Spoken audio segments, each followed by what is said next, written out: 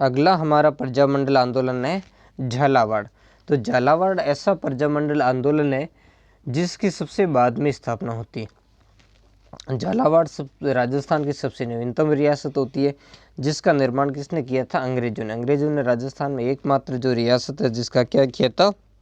निर्माण किया था, वो थी झालावाड़। तो यहाँ पर प्रजामंडल आंदोलन है वो भी देर से शुरू होता है और यहाँ प्रजामंडल की स्थापना भी राजस्थान की रियासतों में सबसे देर से होती है। इसके अलावा झालावाड़ के अंदर जो यहाँ के राजा होते उस समय के हरिश्चंद्र सिंह, उनके जो संरक्षण के अंदर यानी उनके समर्थन से यहाँ पर क्या होता है? प्रजामंडल का गठन होता है। और साथ में वो क्या करते हैं, इस क्षेत्र के अंदर जो झालावाड़ के अंदर उत्तरदायी शासन स्थापना की भी क्या कर देते हैं? घोषणा कर देते हैं। तो ये अपने आप में एक बड़ा ही महत्वपूर्ण कार्य था। जबकि राजस्थान की बाकी सारी रियासतों में हमने अध्ययन किया और आगे कुछ में करेंगे तो वहाँ प्रजामंडल को किस तरीके से दबाने का कार्य किया जाता है, लेकिन झालावाड़ के अंदर इस प्रजामंडल को क्या दिया जाता है? जो राज्य की तरफ से यानी राजा की तरफ से क्या दिया जाता है? समर्थन दिया जाता है। तो अब देखेंगे यहाँ जन जागृति कैसे आई थी। तो कोटा और बूंदी राज्यों में स्थापित हाड़ौती मंडल ने झालावाड़ में भी क्या की थी? जन जागृति का लक्ष्य रखा था। तो इनके द्वारा ही क्या किया गया था? इस क्षेत्र में जो जन जागृति लाई गई थी। कोटा का जो नैनूराम शर्मा अक्सर अपने पत्थर के व्यवसाय के संबंध में झालावाड़ आता जाता था, जहां उसने लोगों में क्या किया था? जागृति लाने का बीड़ा उठाया था। किसने? वही नैनूराम शर्मा जो कोटा के थे, कोटा प्रजामंडल से संबंधित थे। इसके अलावा ये जो हाड़ौती प्रजामंडल उससे भी संबंधित है। तो आपको कमेंट बॉक्स में बताता है कि हाड़ौती के अंदर कौन से जिले आते हैं वर्तमान में। तो ये क्या करता था, जब भी ये झालावाड़ जाता था, छावनी में स्थित एक हरिजन स्कूल के अध्यापक होते थे रामचंद्र, इनसे वो अक्सर मिलता था। तो इनके माध्यम से ये क्या करता था? यहाँ जन जागृति लाने का कार्य किया जा रहा था। इधर जो हमने देखा था कि जो हाड़ौती मंडल है, इस हाड़ौती मंडल की जो प्रेरणा है, इस प्रेरणा से झालावाड़ के स्वतंत्रता सेनानी, जिसमें विशेषकर एक थे बाल गोविंद बिहारी, तो उनके नेतृत्व में यहाँ झालावाड़ के अंदर एक मित्र मंडल नामक राजनीतिक संगठन बनाया गया था और इसी संगठन ने यहाँ पर जन जागृति का काम किया था। और 1940 में इसने क्या की थी? उत्तरदायी शासन की इसने क्या कर दी थी? इस क्षेत्र में मांग कर दी थी। इसके अलावा यहाँ कुछ महत्वपूर्ण व्यक्तित्व हुए जिनका हम नाम देखेंगे। ये थे मांगीलाल भव्य, तनसुखलाल मित्तल, मदन गोपाल जी और राम निवास आदि ने हाड़ौती मंडल की गतिविधियों का क्या किया? झालावाड़ के अंदर बड़ी कुशलता से इन्होंने भी क्या किया? संचालन किया। और यहाँ झालावाड़ क्षेत्र के अंदर क्या था? जो राजनीतिक क्षेत्र जो जागृति है या कह सकते हैं जो सार्वजनिक चेतना है, उस चेतना को जगाने का काम किया था। तो ये काम किसने किया था? मांगीलाल भव्य, तनसुखलाल मित्तल, मदन गोपाल जी, राम निवास, इन्हीं मांगीलाल भव्य के नेतृत्व के इनकी अध्यक्षता के अंदर ही जो झालावाड़ प्रजामंडल है वो प्रजामंडल की क्या होती है? स्थापना होती है। तो इस तरीके से धीरे धीरे हम देखते हैं कि राजस्थान की जो अंतिम छोर वाली जो रियासत थी वहाँ तक भी जन जागृति पहुँच जाती है। इनकी गतिविधियों से प्रभावित होकर के, किनकी? जो ये हाड़ौती मंडल के माध्यम से कर रहे थे, तो इनकी गतिविधियों के माध्यम से प्रभावित होकर राजस्थान में बदलती हुई परिस्थितियों के कारण 1946 में झालावाड़ नरेश ने राज्य में क्या कर दी? संवैधानिक सुधारों की घोषणा कर दी थी। बहुत ही महत्वपूर्ण घटना थी। 1946 के अंदर ही झालावाड़ जो प्रजामंडल है उसकी स्थापना की गई थी। किसने की थी? इसको करने वाले, गठन करने वाले थे मांगीलाल भव्य थे, मदन गोपाल जी थे, कन्हैया लाल मित्तल थे। इसके अलावा मकबूल आलम और रतन लाल, इन्होंने मिलकर के क्या किया था? इसका गठन किया था, जिसमें मांगीलाल भव्य है इनको क्या बनाया गया था? अध्यक्ष बनाया गया था। और जो मकबूल आलम थे उनको इसका क्या बनाया गया था? उपाध्यक्ष बनाया गया था। और इस प्रजामंडल को यहाँ के जो नरेश यानी राजा थे हरिश्चंद्र, उनका सीधा समर्थन प्राप्त था। और बाद में जब यहाँ की सरकार का गठन किया जाएगा तो खुद राजा नरेश चंद्र सिंह क्या करेंगे? इस सरकार के अंदर वो क्या बनते हैं? प्रधानमंत्री बनते हैं। यानी ये जो हरीश चंद्र है, सॉरी इसका नाम मैंने गलत बताया, जो नरेश थे हरीश चंद्र इनका नाम था। तो हरीश चंद्र सिंह क्या थे? जो झाला जालिम सिंह थे उनके ही क्या थे? वंशज थे और बड़े अच्छे व्यक्तित्व थे, सुशिक्षित थे, उदार विचारों के ये क्या थे? शासक थे। इसी कारण इन्होंने प्रजामंडल को पूरा सीधा डायरेक्ट सपोर्ट दिया था। और बाद में जब मंत्रिमंडल का जब गठन हुआ था अक्टूबर 1947 के अंदर। तो उस मंत्रिमंडल में भी क्या हुआ था, ये शामिल हुए थे, खुद उसके क्या बने थे, प्रधानमंत्री बने थे, जिसमें मांगीलाल भाभी और कन्हैयालाल को क्या बनाया गया था, मंत्री बनाया था। यानी हम कह सकते हैं कि राजा हरिश्चंद्र ने अपने राष्ट्रीय भावना के विकास का क्या किया था, कोई विरोध नहीं किया, और इसके नेतृत्व में जो मंत्रिमंडल बना था वो मंत्रिमंडल राजस्थान संघ के निर्माण तक काम कर रहा था। तो इस तरीके से हम देखते हैं कि ये झालावाड़ का जो प्रजामंडल है ये राजस्थान का अंतिम प्रजामंडल था। इसके अलावा जो झालावाड़ प्रजामंडल वो एकमात्र प्रजामंडल था जिसने वहाँ के शासक ने क्या किया, जिसका वहाँ के शासक ने क्या किया था, समर्थन किया था। तो ये बड़ी उपलब्धि थी, है ना। जैसा मैंने पहले भी कहा था कि बाकी जो देसी रियासतें थी उन रियासतों के अंदर क्या था, प्रजामंडल आंदोलन का दमन किया जा रहा था, किसी प्रकार की जो चेतना सामने नहीं आने दी जा रही थी, जैसे हमने जैसलमेर बीकानेर क्षेत्र में देखा। जबकि यहाँ तो खुद राजा की तरफ से ही क्या था, इस प्रजामंडल को संरक्षण प्राप्त था। तो इस झालावाड़ प्रजामंडल के बारे में और यहाँ के नरेश के सुधारों के बारे में एस.जे. मंगलानी ने क्या कहा, देखते हैं। झालावाड़ नरेश द्वारा अपने राज्य में सुधारों की घोषणा करना प्रजातंत्रीय व्यवस्था यानी जनता की जो द्वारा स्थापित व्यवस्था की दिशा में एक बड़ा ही क्या था, महत्वपूर्ण प्रयास था। और इसी प्रयास के बारे में मैंने आपको बताया किस तरीके से मंत्रिमंडल का यहाँ पर गठन किया गया था। अगला हमारा प्रजामंडल है अलवर प्रजामंडल। तो देखते हैं अलवर के बाद। अब हम देखेंगे धौलपुर प्रजामंडल आंदोलन के बारे में। तो धौलपुर प्रजामंडल यानी धौलपुर क्षेत्र के अंदर जो जन जागृति लाने का श्रेय सबसे पहले जाता है, तो इसमें हम अग्रदूत कह सकते हैं जन जागृति लाने में, वो थे यमुना प्रसाद वर्मा। तो यमुना प्रसाद वर्मा ने इस क्षेत्र में सबसे पहले क्या किया था, जो जन जागृति लाने का प्रयास किया था। इसके अलावा एक और बंदा था जिसका नाम था ज्वाला प्रसाद जिज्ञासु। तो यमुना प्रसाद वर्मा ने ज्वाला प्रसाद जिज्ञासु के साथ मिलकर के भी क्या किया था, यहाँ पर जन जागृति का कार्य किया। ध्यान रखना, अगर धौलपुर के अंदर जन जागृति का अग्रदूत पूछा जाता है तो वो थे यमुना प्रसाद वर्मा, जबकि जन जागृति लाने का काम बाद में इन दोनों ने क्या किया था, यहाँ पर मिलकर किया था। इसके लिए यमुना प्रसाद वर्मा और ज्वाला प्रसाद जो जिज्ञासु थे, उन्होंने 1910 के अंदर यहाँ आचार जो सुधारणी सभा है उसकी क्या की थी, स्थापना की थी। बाद में यहाँ पर 1911 के अंदर जो आर्य समाज है उसकी भी इस क्षेत्र में क्या होती है, स्थापना होती है। आर्य समाज को चलाने वाले कौन थे, आप कमेंट करके उसका आंसर दीजिए। और आर्य समाज की स्थापना कब हुई थी उसके बारे में भी बताइए। इससे संबंधित हमने चर्चा जो अध्याय संख्या 6 था उसमें हमने कर ली थी। तो इधर जो आर्य समाज के मुख्य व्यक्ति थे स्वामी श्रद्धानंद जी, जिन्होंने 1918 ईस्वी में धौलपुर के अंदर जो निरंकुश शासन व्यवस्था इसके विरुद्ध इन्होंने क्या उठाई थी, आवाज़ उठाई थी, है ना। तो इनके द्वारा उठाई गई आवाज़ से इस क्षेत्र में काफ़ी महत्वपूर्ण जो परिवर्तन आने प्रारंभ हो गए थे। तो इन्होंने क्या मुख्य बात की थी, वही बात थी, इन्होंने अपनी आवाज़ के अंदर क्या था, जो स्वशासन की मांग की और स्वशासन को लेकर के इस क्षेत्र में आंदोलन उठाया था। और इसके बाद में क्या था, इनके ऊपर क्या किया गया, दमन किया गया था। बहुत सारे जैसे कार्यकर्ता थे यहाँ पर स्वशासन में भाग लेने वाले, तो उन कार्यकर्ताओं को भी क्या किया गया, गिरफ्तार किया गया और उन्हें कठोर दंड दिया गया था। और इसी दरमियान क्या कर दी जाती है, ज्वाला प्रसाद जो जिज्ञासु अपने जो ये स्वामी श्रद्धानंद है, इनकी क्या कर दी जाती है, हत्या कर दी जाती है। स्वामी जी की मृत्यु नहीं, इनकी हत्या की गई थी। इसके बाद में आंदोलन शिथिल यानी क्या हो गया था, कमजोर। जो स्वशासन आंदोलन चलाया गया था इनकी हत्या हो गई थी। इसके अलावा जो प्रमुख कार्यकर्ता जैसे ज्वाला प्रसाद जिज्ञासु थे, जौहरी लाल हिंदू थे, पुरोहित छतर सिंह थे, विष्णु स्वरूप वैश्य थे, राम दयाल थे, आदि को गिरफ्तार करके इनको भी क्या किया गया था, कठोर दंड दिया गया था। तो इस कारण इस क्षेत्र के अंदर एक बार के लिए क्या हो गया था, थोड़ा सा इसमें ठहराव आ गया था।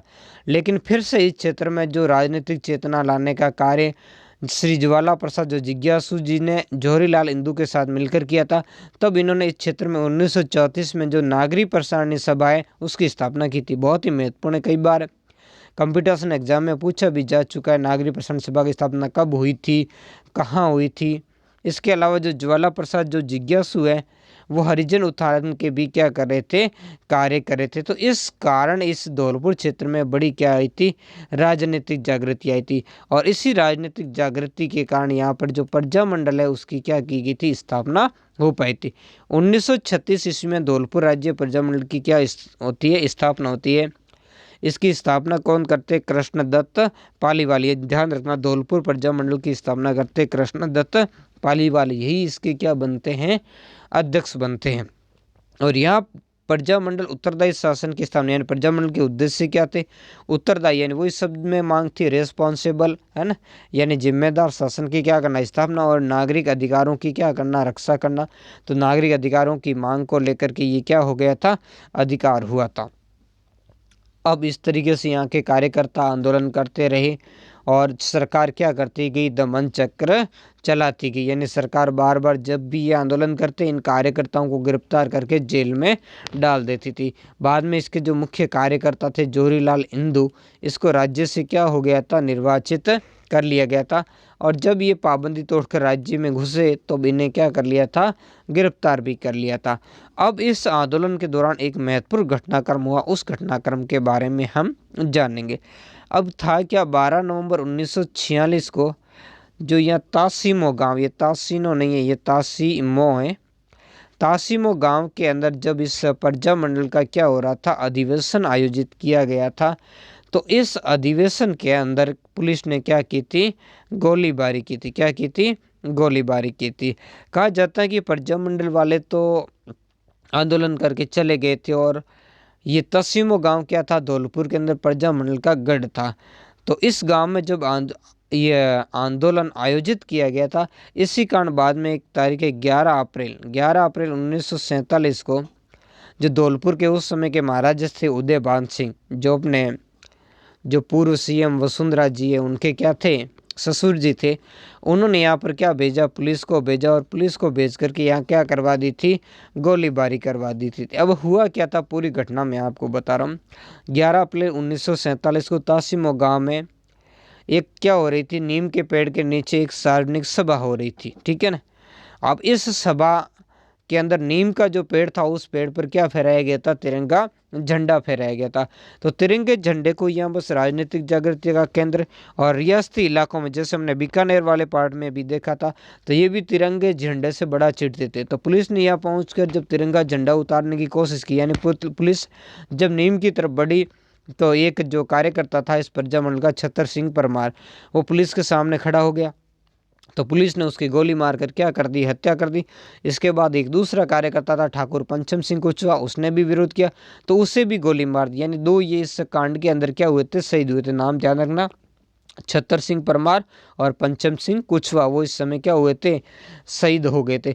इस घटना के बाद सारी भीड़ ने उस पेड़ को क्या कर दिया, घेर लिया, और पुलिस को ये आगाह कर दिया कि वो सारी भीड़ को मारने के बाद ही तिरंगा उतार सकती, इसके बिना वो तिरंगे तक नहीं पहुंच सकती। तो पुलिस को हार कर के बाद में क्या होता, घटना स्थल से जाना पड़ा था।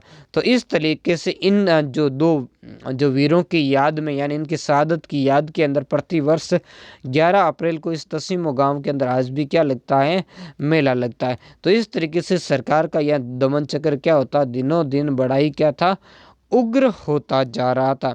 हालांकि बाद में अलवर के जो महाराजा थे, जनता का जब ज़्यादा आक्रोश झेलना पड़ा था और आक्रोश उत्तरोत्तर तीव्र होता जा रहा था, इस कारण जनता के दबाव में आकर के यहाँ के महाराजा को तासीमो जो कांड है उसकी जांच के क्या करने पड़े थे, आदेश देने पड़े थे।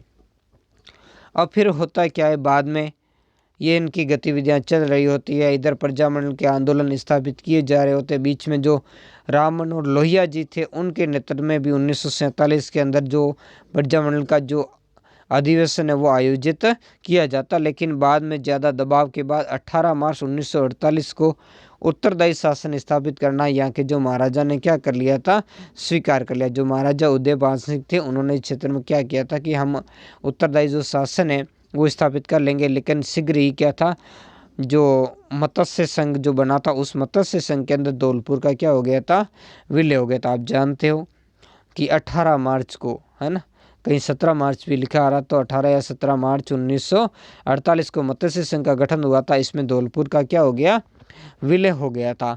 तो इस तरीके से जो आज़ादी तक इस क्षेत्र के अंदर क्या हुई थी, क्रांतिकारी गतिविधि कह सकते हैं हम, स्वतंत्रता के लिए या अधिकारों के लिए लोग क्या कर रहे थे, प्रयास करते रहते और शासन की तरफ से उनका दमन किया जा रहा था। धौलपुर के जो महाराजा उदयपाल सिंह है वो भोपाल के जो नवाब थे उनकी बातों में आ गए थे और भोपाल के नवाब ने इनको जिन्ना के साथ मिला दिया। तो इन्होंने भोपाल के नवाब के साथ मिलकर के अपनी जो रियासत को पाकिस्तान के अंदर मिलाने का भी प्रयास किया था, लेकिन सरदार पटेल, वीपी मेनन जी और माउंटबेटन के प्रयासों से क्या था, ये प्रयास क्या हो गया था, असफल हो गया था। तो इस तरीके से हमने इसमें देखा धौलपुर प्रजामंडल के बारे में। ये प्रयास कैसा लगा कमेंट करके आप ज़रूर बताएं। धन्यवाद। अब हम देखने वाले हैं अलवर प्रजामंडल आंदोलन के बारे में। तो अलवर के बारे में थोड़ी हम कुछ पहले बातें कर लेते हैं। तो हम देखते हैं कि राजस्थान के जो 3, या उस समय राजस्थान नहीं था लेकिन राजपूताना जिस क्षेत्र को कहते हैं, उसमें 3 ऐसे शासक थे जिन्होंने अपने क्षेत्र में क्या किया था, राजनीतिक चेतना लाने में अपना योगदान दिया था, बड़ा योगदान दिया था। तो इसमें से एक तो मेवाड़ के महाराणा फतेह सिंह थे, इसके अलावा भरतपुर के जो महाराजा किशन सिंह थे, और तीसरे जो थे अलवर के महाराजा जय सिंह। तो इस चैप्टर को प्रारंभ करने से पहले थोड़ा सा हम इन जय सिंह जी के बारे में हम जानेंगे। तो अलवर के महाराजा जय सिंह जी बड़े जनहितकारी थे, है ना। तो जनता के बड़े सपोर्टर थे और राजनीतिक जो भी संस्थाएं होती थी उनका बड़ा ही क्या करते थे, ये सपोर्ट किया करते थे। तो इन गतिविधियों के कारण यहाँ तक कि उन्होंने क्या कर लिया था, खादी भी पहनना प्रारंभ कर लिया था, है ना। तो इस काम के कारण अंग्रेज़ सरकार इनसे क्या होती है, बड़ी ही रुष्ट होती है और अंग्रेज़ सरकार इनसे शासन कार्य जो है क्या है वो अपने हाथ में ले लेती है। और शासन कार्य इनके हाथ से लेकर के अलवर के महाराजा जो जय सिंह जी होते हैं, इनको कहाँ भेज दिया जाता है, यहाँ भारत से निर्वाचित ही कर दिया जाता है। जब इनको बाहर से निर्वाचित कर दिया जाता, तो एक बार फिर से सुन लीजिए क्यों निर्वाचित किया जाता है। क्योंकि एक तो ये राष्ट्रीय जो आंदोलन था उसके प्रति क्या रखते थे, जय सिंह सहानुभूति रखते थे। दूसरा मैंने अभी आपको बताया था कि इन्होंने स्वदेशी जो कपड़े हैं वो पहनने का प्रण लिया था। तो इस कारण जो अंग्रेज़ थे, अंग्रेज़ों ने इनको जय सिंह को क्या दे दिया था, देश निकाला दे दिया था। तो जब इनको देश निकाला दिया था, तो देश निकाला देने के बाद ये भारत में नहीं रहे थे, बल्कि ये कहाँ चले गए थे, पेरिस यानी फ्रांस चले गए। फ्रांस के पेरिस शहर के अंदर चले गए थे और वहीं इनकी क्या हो गई थी, मृत्यु हो गई थी। तो इस तरीके से इस क्षेत्र के अंदर इनका बहुत ही महत्वपूर्ण तरीके से क्या था, योगदान था। इस योगदान को हम क्या करेंगे, पूरा डिटेल से अब आज हम कवर करने का क्या करेंगे, प्रयास करेंगे। और इस प्रयास के अंदर आप सभी का जो सहयोग है वो सहयोग बड़ा ही ज़रूरी है, क्योंकि आपने अगर सहयोग नहीं दिया तो हमारा क्या हो जाएगा, मोटिवेशन हमें नहीं मिलेगा। और जब मोटिवेशन नहीं मिलेगा तो हम आपके लिए और भी नई नई चीज़ें लेकर नहीं आ पाएंगे। सीधी सी बात है, क्योंकि मैं हमेशा ही क्लियर बात कहने वाला हूँ। आज आप अगर मेरे साथ जुड़ करके हमारा मोटिवेशन मतलब चैनल को सब्सक्राइब करना, वीडियो को लाइक करना, अधिक से अधिक अपने दोस्तों के बीच में क्या करना, शेयर करना। क्योंकि अभी भी चैनल पर जो 83% जो नॉन सब्सक्राइबर हैं, तो आप सबसे रिक्वेस्ट है कि आप चैनल को सब्सक्राइब कर लें और वीडियो पर लाइक भी उतने आने चाहिए, ताकि हमारा मोटिवेशन हो और आपके लिए बहुत ही अच्छे चीज़ें, आपके लिए ज्ञानवर्धक चीज़ें लेकर आएँ, जिससे आप क्या हो, अपना 100% परिणाम क्या हो वो दे सको। तो अब हम देखेंगे अलवर किसान। तो इसकी हमने पहली भूमिका बता दी। और यहाँ के जो महाराजा थे जय सिंह, वो खुद क्या कर रहे थे, जो स्वतंत्रता आंदोलन से सहानुभूति रखते थे, इस कारण इस क्षेत्र में जो जन जागृति लोगों के अंदर थी। दूसरा, इस क्षेत्र के अंदर जो यानी अलवर वाले क्षेत्र के जो स्वाधीनता संग्राम का अग्रदूत का था, किसे कहा जाता है, पंडित हरिनारायण शर्मा, इनको कहा जाता है। इसके अलावा इस क्षेत्र में एक और व्यक्तित्व थे, कुंज बिहारी लाल मोदी।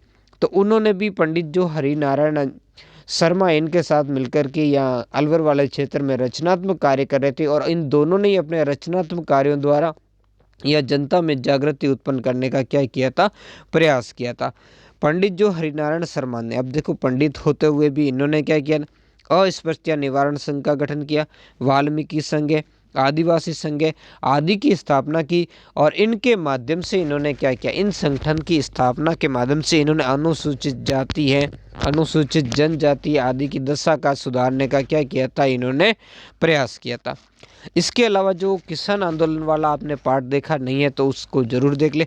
उसके अंदर हमने देखा था कि इस क्षेत्र में कुछ जो गतिविधियां वो प्रारंभ होने का कारण क्या था, वो गतिविधियां प्रारंभ हुई थी किसान आंदोलन से। जब वो सूरों वाली समस्या के कारण आंदोलन किया था तो उस समय भी जय सिंह जी थे, 1933 के अंदर उनको निर्वाचित कर दिया जाता है। तब तक उन्होंने भी क्या कर ली थी, इनकी मांगे स्वीकार कर ली थी यानी। और भी जो इस क्षेत्र में आंदोलन अगर कहीं हुए थे तो जो जय सिंह जी ने उनकी बात को क्या कर लिया था, स्वीकार कर लिया था। हालांकि उसके ऊपर एक कलंक भी है, जब उन्होंने बानसूर और थाना गाजी के किसानों ने कर नहीं देने का आंदोलन चलाया था, तब वहाँ पर इन्होंने क्या कर दी थी, गोलीबारी कर दी थी, और जिसमें 15 व्यक्ति मारे गए थे और 250 से ज़्यादा व्यक्ति क्या हुए थे, घायल हुए थे। और इसके बाद 1933 के अंदर इनको बाहर से क्या कर दिया जाता है, निर्वाचित कर दिया जाता है, और अंग्रेज जो प्रशासन अपने हाथ में ले लेते हैं, और बाद में यहाँ पर तेज सिंह को क्या बना देते, अलवर का राजा बना देते। उससे आगे की अब घटनाओं का हम क्या करेंगे, अध्ययन करेंगे। इसी दरमियान 1938 के अंदर अलवर प्रजा मंडल की क्या होती है, स्थापना होती है। कांग्रेस का जो हरिपुरा अधिवेशन होता है, उस अधिवेशन में जो प्रस्ताव पारित होता है, उस प्रस्ताव के आधार पर क्या होती है, यहाँ पर जो अलवर प्रजा मंडल है उसकी क्या होती है, 1938 के अंदर क्या होती है, स्थापना हो जाती है। अब जिसने क्या किया था, महाराजा के नेतृत्व में उत्तरदायी शासन की मांग की। इस समय महाराजा बदल चुके होते हैं, इसमें होते हैं महाराजा तेज सिंह। तो इनके नेतृत्व में क्या करते हैं, ये उत्तरदायी जो शासन है उनकी स्थापना की मांग की जाती है। वो ही सब जगह होती है, जैसे रेस्पॉन्सिबल गवर्नमेंट की क्या की जाए, स्थापना की जाए, और विधानसभा जैसी संस्थाओं का गठन किया जाए, जो मानव अधिकार है उनकी मांग की गई थी। तो यही वो चीज़ें थी जो यहाँ भी मांग की गई थी। लेकिन इस संस्था का क्या किया गया था, पंजीकरण नहीं किया। तो जब तक इस संस्था का पंजीकरण नहीं हुआ तो इन दोनों ने तब तक क्या किया था, संघर्ष किया था। अब देखते बाद में चल कर के इनका चलो पंजीकरण भी हो जाता। अब अगली घटना की तरफ बढ़ेंगे। ये घटना होती अप्रैल 1940 में। जो अलवर के अंदर जो निर्वाचित जो नगर पालिका है, उस नगर पालिका के इस समय क्या होते हैं, चुनाव होते हैं, है ना।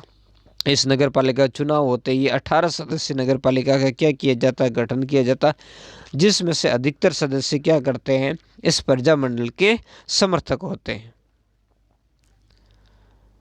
अब देखते हैं आगे। अगस्त 1940 की बात है, जब अगस्त 1940 के अंदर जो अलवर प्रजा मंडल उसका क्या हो जाता, पंजीकरण हो जाता, लेकिन संस्था अथवा सदस्यों को ध्वज का प्रयोग करने की क्या दी जाती, अनुमति नहीं दी, क्योंकि रियासतों में यही मुख्य था, रियासतों में अपना ध्वज ये क्या करते, रखने की अनुमति देते थे। इसके अलावा किसी भी प्रकार का ध्वज रखना ये क्या माना जाता था, राजद्रोह के अंदर ये मानते थे। इसी कारण अलवर के जो राजा ने भी क्या किया था, इस प्रजा मंडल को क्या किया था, ध्वज प्रयोग करने का जो छूट नहीं दी थी। किसका प्रयोग करने की छूट नहीं दी थी, ध्वज का प्रयोग करने की छूट नहीं दी थी। अब देखते 1940 में युद्ध कोष के लिए चंदा वसूली का कार्यकर्ताओं ने क्या किया था, विरोध किया था। इस समय द्वितीय विश्व युद्ध चल रहा था, तो द्वितीय विश्व युद्ध ने क्या किया था, अलवर की जो राजनीतिक वातावरण उसको बढ़ाई क्या कर दिया था, उग्र बना दिया था। और उसको उग्र बनाने का कारण था यहाँ जो द्वितीय विश्व युद्ध के लिए जो चंदे की वसूली थी, यानी दूसरे विश्व युद्ध के लिए जो जनता से चंदा एकत्रित किया जाता था, उस कारण यहाँ के लोगों ने क्या कर दिया था, विरोध कर दिया था। तो जब लोगों में गुस्सा था तो प्रजा मंडल ने भी इसका क्या किया था, विरोध किया था। तो प्रजा मंडल द्वारा विरोध करने पर प्रजा मंडल के मुख्य नेता हरिनारायण शर्मा और भोलानाथ मास्टर को क्या कर दिया, राज्य ने गिरफ्तार कर लिया था, है ना। इनको भारत रक्षा कानून लगाया गया था इनके ऊपर, और उसके माध्यम से इनको क्या कर दिया, गिरफ्तार कर दिया, और उन पर क्या चलाया गया था, मुकदमा चलाया गया था। तो हालांकि बाद में जब इन पर दबाव बढ़ा तो इनको क्या कर दिया गया, राज्य की तरफ से इनको रिहा भी कर दिया गया, यानी राज्य को इन्हें क्या करना पड़ा था, छोड़ना भी पड़ा था। तो इस तरीके से ये आंदोलन चल रहे थे। इसके अलावा बाद में जब नगर पालिका के अंदर भूमि और किसानों के मुद्दे पर प्रजा मंडल और सरकार के बीच में मतभेद हो जाते हैं, और इस मतभेद के बाद भी इनमें क्या होता, टकराट बढ़ती चली जाती। इधर किसानों पर जो जागीरदारों के अत्याचार भी बढ़ रहे हैं, तो किसानों ने भी इनका क्या किया जाता है, विरोध किया जाता है। अब देखते हैं अगली कड़ी की तरफ। 1944 के अंदर ये घटना होती है। तो 1944 के अंदर भवानी शंकर शर्मा की अध्यक्षता में प्रजामंडल का प्रथम अधिवेशन है, उस अधिवेशन का क्या किया गया, आयोजन किया गया। इस अधिवेशन में क्या मांग की गई? इस अधिवेशन में एक तो सरकार की जो नीतियां उसकी कटु आलोचना की गई, और इसके अलावा उत्तरदायी सरकार के गठन की मांग की गई। जो इनकी क्या थी, मुख्य मांग थी, इसकी मांग इन्होंने यहाँ पर क्या की थी भाई उत्तरदायी सरकार है उसकी क्या की जाए, स्थापना की जाए। तो इस मांग को लेकर प्रजामंडल निरंतर क्या रहता, प्रयासरत रहता। अब 1946 में जो ऊपरी मैंने आपको घटना बताई थी, इसी घटना को लेकर के 1946 के अंदर इन्होंने क्या किया था, जो प्रजामंडल ने किसानों की मांगों का क्या किया था, समर्थन, और उन्हें भू स्वामित्व देने के प्रस्ताव का क्या किया था, समर्थन किया था। किसानों के भू स्वामित्व नहीं मिला हुआ था, यानी भूमि के ऊपर इनका मालिकाना हक नहीं था, तो इनको इनका मालिकाना हक देने के जो प्रयासों का प्रजामंडल ने क्या किया था, समर्थन कर दिया था।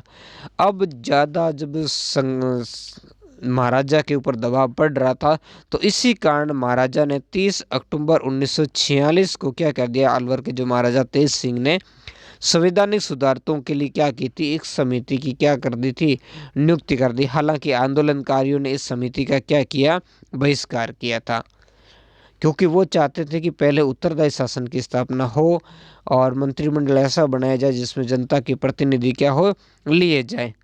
तो इस तरीके से इनकी निरंतर क्या है, मांग चलती रही थी। और एक बार जब इस तरीके की संस्था बना करके जब उत्तरदायी की सरकार की मांग नहीं स्वीकार की, तब किसानों ने क्या किया, जो इस प्रजामंडल को समर्थन दिया, और प्रजामंडल ने भी क्या किया, 1946 में दोबारा क्या कर दिया, फिर से जो आंदोलन क्या कर दिया, प्रारंभ कर दिया। इस जो जागीरदारों के जुल्म यानी अत्याचार उनके बढ़ रहे थे, इसी कारण खेड़ा मंगल सिंह में एक सम्मेलन का भी क्या हुआ, आयोजन किया। इस सम्मेलन में भी क्या किया, जो प्रजामंडल कार्यकर्ताओं का दमन किया, उनको जेल के अंदर डाल दिया गया। तो अब इनकी जो नेताओं की गिरफ्तारी का बड़ा ही इस क्षेत्र में क्या हुआ था, भयंकर विरोध हुआ था। स्कूल कॉलेज सब बंद हो गई थी, और अलवर जो शहर है उसमें भी क्या हुई थी, हड़ताल की गई थी। तो इस तरीके से धीरे धीरे इस क्षेत्र का जो वातावरण है, वो वातावरण बड़ा ही क्या हो रहा था, बदलता जा रहा था। इस बदले हुए वातावरण के अंदर स्थिति बड़ी संकट में होती जा रही थी, और जिसका अब समाधान कैसे निकल सकता है, सरकार अगर क्या करे, प्रजामंडल के साथ समझौता करे, तभी क्या हो, इसका परिणाम निकल सकता है।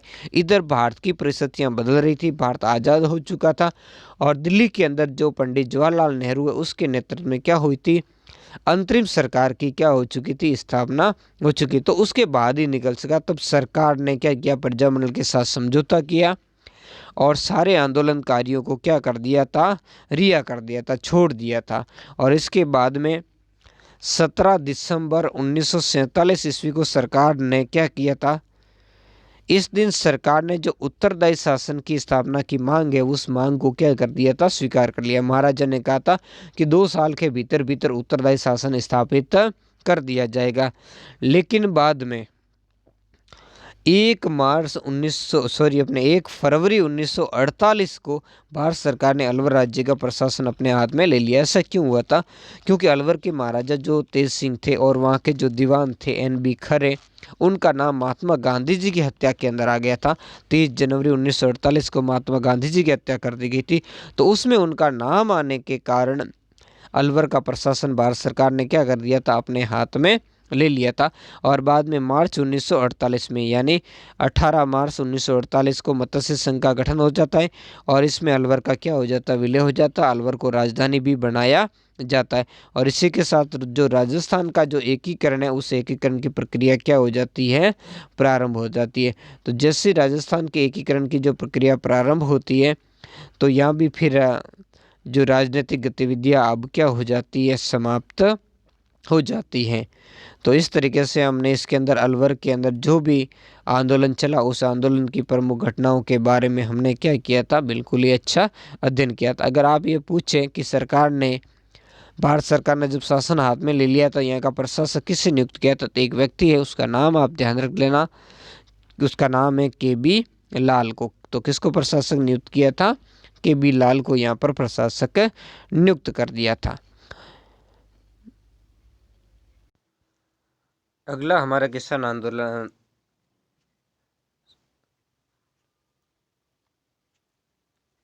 जो अपना है भरतपुर, है ना।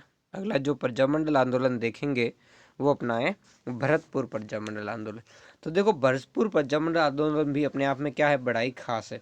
जैसा कि आपको जो अलवर प्रजामंडल आंदोलन के अंदर भी बताया था कि अलवर के अंदर जो प्रारंभिक जो जन जागृति लाने में वहाँ के महाराजा का भी योगदान था। वो स्वतंत्रता आंदोलन जो चल रहा था भारत के अंदर उनका क्या करते थे, सपोर्ट करते थे। तो वैसे ही हम देखते हैं कि जो अलवर के महाराजा इस समय थे जिनका नाम था किशन सिंह जी, उनको भी जय सिंह जी जैसा ही क्या कर दिया था, हटा लिया गया था। इसके अलावा फतेह सिंह जी की बात की थी मैंने, तो इनको भी क्या कर लिया था, हटाकर इन सब की जगह इनके बेटों को क्या किया गया था, शासन सौंपा गया था। तो अलवर के जो महाराजा जय सिंह जी ने भी क्या किया था, बड़ा ही जो स्वदेशी जो वस्त्रों को पहनने का प्रण ले लिया था। तो उससे काफ़ी कुछ आगे थे। अगर हम बात करें कि बाकी रियासतों के अंदर जो जन जागृति या राजनीतिक चेतना का काम कौन करते थे, संस्थाएं करती थी और शासक वर्ग उसका पूरा दमन करता था। तो उसके उलट में अलवर वाले क्षेत्र में यहाँ के महाराजा किशन सिंह ने भी जो जन जागृति लाने में काफ़ी कुछ योगदान दिया था। इसके बारे में हम थोड़ा सा आगे अभी देखेंगे। इससे पहले देखते हैं कि भरतपुर में जो स्वतंत्रता आंदोलन है उसका श्री गणेश किसने किया था, जगन्नाथ दास अधिकारी और गंगा प्रसाद शास्त्री। इनके दोनों के आप नाम ध्यान रखना। इन्होंने इस क्षेत्र में सबसे पहले क्या किया था, जो स्वतंत्रता आंदोलन का श्री गणेश किया था। इन्होंने क्या किया था, इन्होंने 1912 में हिंदी साहित्य समिति की क्या की थी, स्थापना की थी। और इसके माध्यम से इन्होंने यहाँ पर जो स्वतंत्रता आंदोलन है उसकी क्या की थी, शुरुआत की थी। अब देखते हैं आगे किशन सिंह जी के बारे में। सौभाग्य से भरतपुर के महाराजा किशन सिंह अधिक प्रगतिशील विचारों के थे। इन्होंने क्या किया था, प्रगतिशील विचारों के से इन्होंने हिंदी को प्रोत्साहित किया था और उत्तरदायी शासन की मांग को क्या कर लिया था, स्वीकार कर लिया था। और कब किया था, 15 सितंबर 1927 को इसकी क्या कर दी थी, घोषणा कर दी थी। किसकी, उत्तरदायी जो शासन है उसकी स्थापना की इन्होंने क्या कर दी थी, घोषणा कर दी थी। अब इन्होंने क्या किया था उत्तरदायी शासन में, इनके बारे में हम थोड़ा सा जान लेंगे। अब देखो जो यहाँ के महाराजा बड़े ही जब प्रगतिशील विचारों के थे तो इन्होंने क्या किया, कुछ महत्वपूर्ण। एक तो इन्होंने जो गांवों और नगरों में स्वायत्त शासी संस्थाओं की क्या कर ली, स्थापना कर दी थी। इसके अलावा इन्होंने यहाँ पर जो क्या किया था, जो भाषा राजकीय भाषा उर्दू थी, उर्दू की जगह हिंदी को क्या कर दिया था, राजभाषा का दर्जा दे दिया। और साथ ही साथ अखिल भारतीय हिंदी साहित्य का जो 17वां अधिवेशन है उस अधिवेशन का भी आयोजन यहाँ क्या कर दिया था, इन्होंने अलवर के अंदर कर दिया था। तो ऐसी जब प्रगतिशील विचार हैं जिससे क्या होगा, जनता के अंदर राजनीति के जो जन जागृति आएगी तो वो अंग्रेज सरकार कब तक स्वीकार करेगी, है ना। तो ऐसी उदार बातों को अंग्रेज सरकार क्या कर सकती थी, किसी भी स्थिति में स्वीकार नहीं कर सकती थी। तब क्या होगा, यहाँ बड़ी गतिविधियाँ करेंगी। अंग्रेज यानी ब्रिटिश सरकार ने क्या किया था, महाराजा की इन गतिविधियों को क्या किया, गंभीरता से लेते हुए उन्हें गद्दी छोड़ने के लिए क्या कर दिया, विवश कर दिया।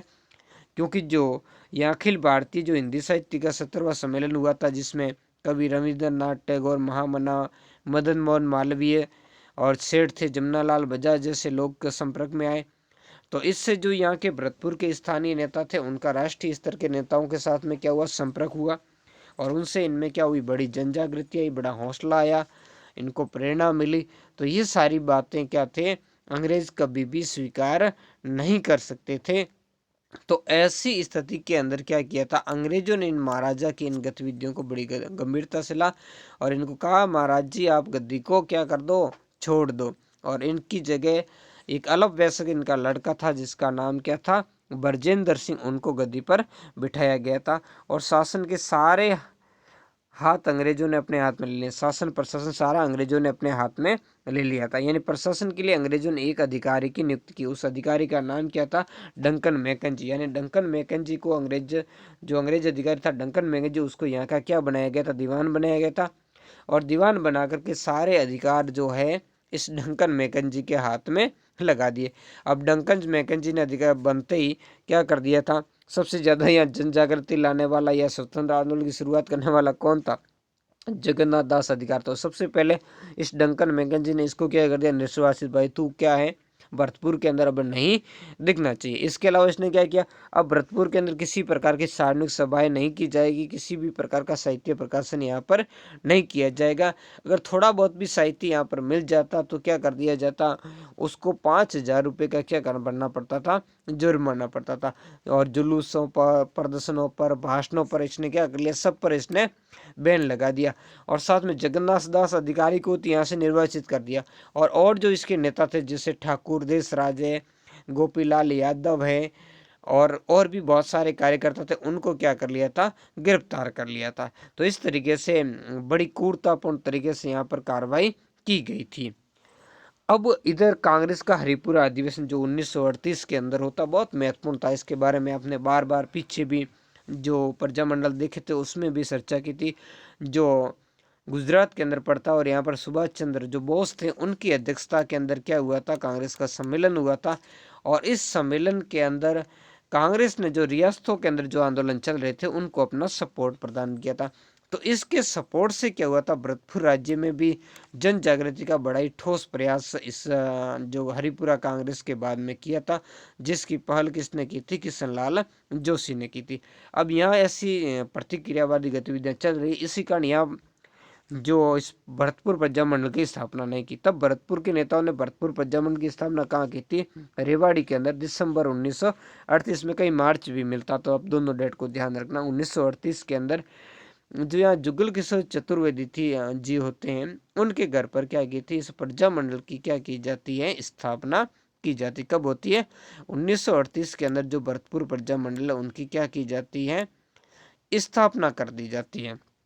कहाँ की जाती है, रेवाड़ी के अंदर, जिसके अध्यक्ष कौन बनते हैं, जो गोपीलाल यादव है उनको क्या बनाया जाता है, इसका अध्यक्ष बनाया जाता है। तो 1938 में प्रजामंडल के सत्याग्रह का क्या किया गया, आह्वान किया, प्रजामंडल का गठन हो गया। और प्रजामंडल ने अब क्या किया, नेताओं की गिरफ्तारी हो रही थी तो इनके विरुद्ध में इन्होंने क्या किया था, सम्मेलन का आयोजन किया था। तो इस सम्मेलन में अब आगे क्या देखें, दिसंबर 1940 में प्रजामंडल से समझौता किया गया, जिसके तहत प्रजा परिषद नाम से संस्था का क्या कर दिया गया, पंजीकरण कर दिया। और इसके सारे नेताओं को क्या कर दिया गया, रिहा कर दिया। यानी प्रजामंडल के ऊपर इन्होंने जब प्रजामंडल का गठन किया गया था तो इस गठन के बाद में प्रजामंडल पर क्या लगा दी गई थी, रोक लगा दी गई थी, है ना। प्रजामंडल को अवैध घोषित कर दिया गया था और इसको क्या किया था, एक गैर कानूनी संस्था बना दिया, यह मान्यता नहीं दी गई थी। और ऐसी स्थिति में इन लोगों ने बड़ा ही क्या किया था, संघर्ष किया था और सत्याग्रह प्रारंभ कर दिया था। यहाँ तक कि महिलाओं ने भी क्या किया था, इनका सहयोग दिया था। यानी जो महिलाओं ने भी इस क्षेत्र में क्या किया था, जो सत्याग्रह के अंदर भाग लिया था। तो इसी समय यह कार्यकर्ताओं ने एक नई संस्था का गठन कर दिया था दिसंबर 1939 के अंदर, भरतपुर प्रजा परिषद के नाम से। तो भरतपुर प्रजा परिषद के नाम से जो इस संस्था का गठन किया गया था। और बाद में चल कर के जो इनकी बातों को जो महाराजा जो ब्रजेंद्र सिंह जी थे उन्होंने भी क्या कर लिया था, स्वीकार कर लिया था। और इसको जो प्रजा परिषद के नाम से जो भरतपुर जो प्रजा मंडल है उसका क्या कर लिया था, जो पंजीकरण कर दिया था। और जेल में जो भी नेता थे उनको छोड़ दिया था, क्योंकि अब ब्रजेंद्र सिंह और इन प्रजामंडल के नेताओं के साथ में क्या हो गया था, समझौता हो गया था। इसके बाद प्रजा परिषद का अध्यक्ष मास्टर आज जो आदित्यंतर थे उनको बनाया गया था। अब उद्देश्य क्या था, इस प्रजा परिषद का जो मुख्य उद्देश्य था वो क्या था, वो आगे देखेंगे। इस परिषद का मुख्य उद्देश्य था सार्वजनिक समस्याओं को क्या करना था, प्रस्तुत करना था। यानी जो सार्वजनिक समस्या, सार्वजनिक यानी सबकी जो समस्या क्या है उनको प्रस्तुत करना था राज्य के सामने। प्रशासनिक सुधारों पर क्या देना था, बल देना था। और शिक्षा का क्या करना था, प्रचार करना, शिक्षण संस्थाओं की स्थापना की जाए। तो इस पर बढ़िया इसने क्या दी थी, ध्यान दिया था। अब परिषद ने और क्या किया था, 27 अगस्त से 2 सितंबर 1940 तक राष्ट्रीय सप्ताह मनाया था। क्या मनाया था, राष्ट्रीय सप्ताह मनाया था, जिसमें अनेक प्रकार के जो प्रस्ताव पारित हुए थे उसमें से एक प्रस्ताव था भरतपुर में उत्तरदायी शासन की क्या करनी थी, स्थापना करनी थी। और ये प्रस्ताव राज्य के प्रधानमंत्री जो उसमें कौन थे, मैकेंजी, उनके सामने प्रस्तुत किया गया। लेकिन सरकार ने क्या किया था, इस क्षेत्र में कोई ध्यान नहीं दिया था। अब ऐसी स्थिति के अंदर विरोध चलता रहा।